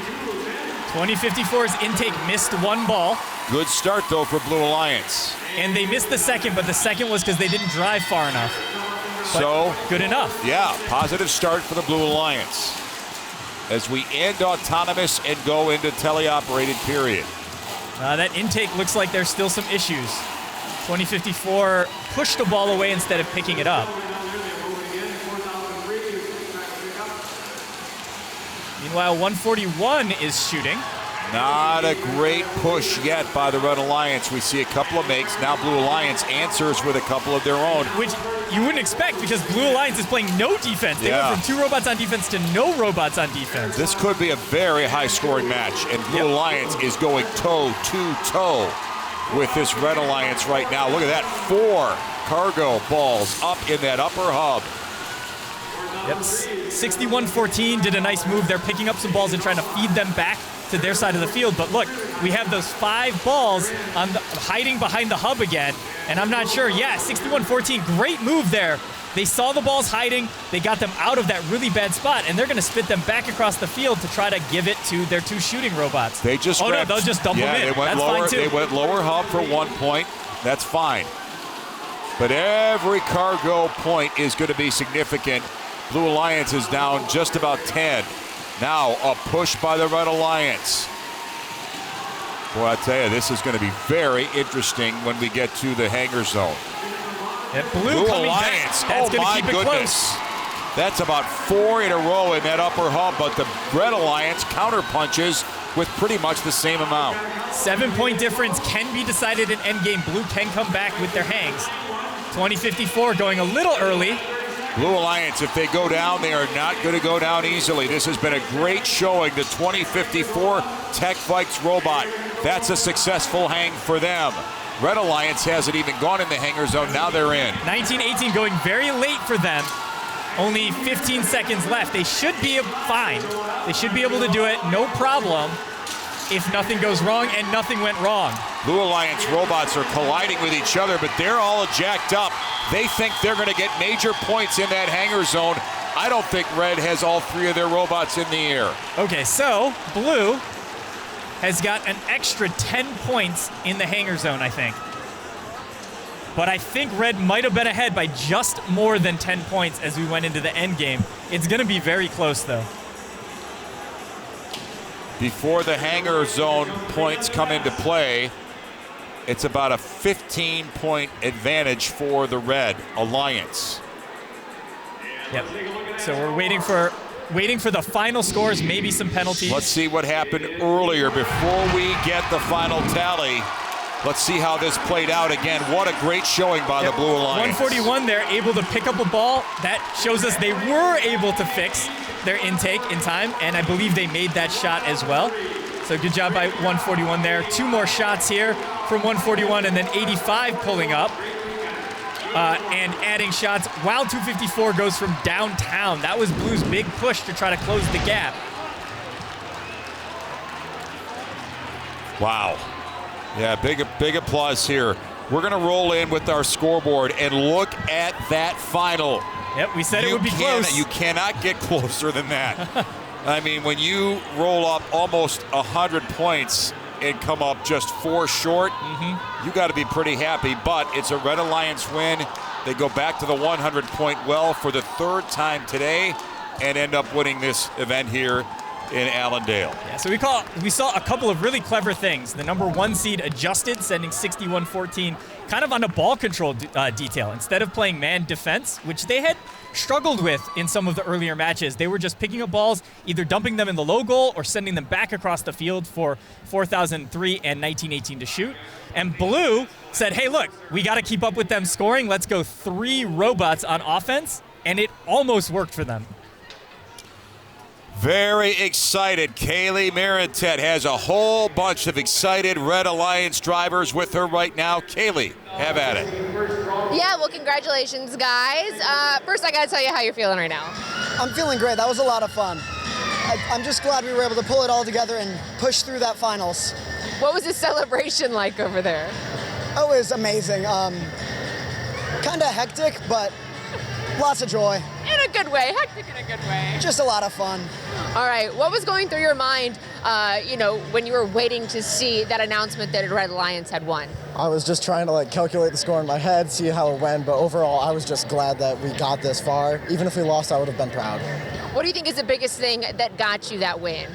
I think just our cargo, how fast we can cycle them, it really helped. And our defense was so tight. It's just a team effort all around. So I saw point to him kind of when you talked about that. How strong is this alliance and how did it get you through this? I'd say it's very strong. I'd say we're probably the weak link. They are very good, but I'm glad we were able to participate and help them out in any way we can. I don't know, what do you have to say after today? I mean, a lot going on. Thank you, guys. Thank you. Yeah. All right, well, congratulations, you guys. Back to you guys. All right, Kaylee, thank you. Yeah, lots of good feelings down in the pits, and if you're the Blue Alliance, you got nothing to hang your head about because, to go down the way you did in that final match to roll up 96 points. Yeah, and with all the robot issues, with all the right. stuff they had to fix, I mean, that was a great showing by the number 2 seed. We'll take a break here and come back and provide some final thoughts. It's a victory for the Red Alliance with the schools from Allendale, Fremont, and Hamilton. More in a moment from Allendale.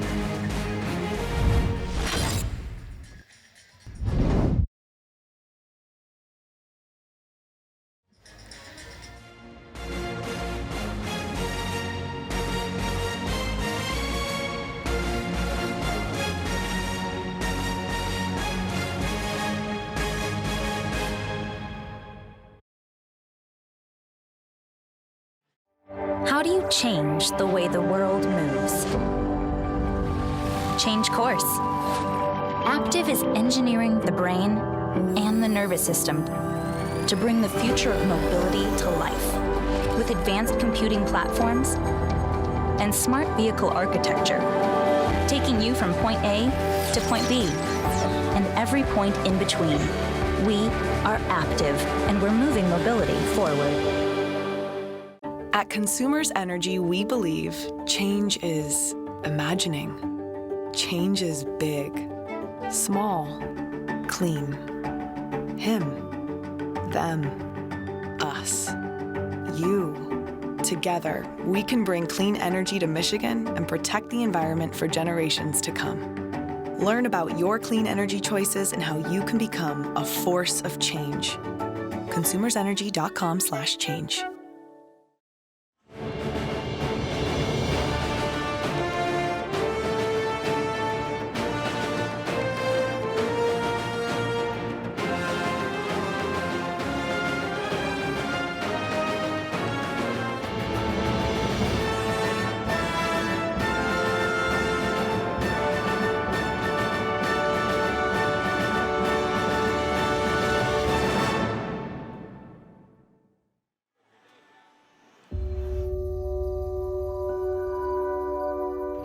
DTE believes leaders are defined by doing what's right, not what's easy. So we're tripling renewables and cutting carbon emissions in half over the next 10 years and using cleaner natural gas. Working even harder to create a future where producing affordable, reliable energy doesn't contribute to climate change. Because to lead, we have to do what's right. DTE. We have crowned a champion here at this West Michigan District event. So what an exciting afternoon here. We had a great time. Dan, with some final thoughts from you. Yeah, I mean, I think this was 61-14's first ever district victory. So awesome job by them. They played a great kind of ball control role there. And, you know, we're looking forward to seeing how this season progresses. We saw more and more teams getting good at shooting in the upper goal. We expect that to continue as we get deeper into the season. So when we come back next week at Troy, it'll be interesting to see, you know, will we see more of that 3 robots on offense strategy, or will they stick with 2 on offense, 1 on defense? Yeah. Kaylee, quickly down to you and get some of your thoughts on this, all these events that unfolded today.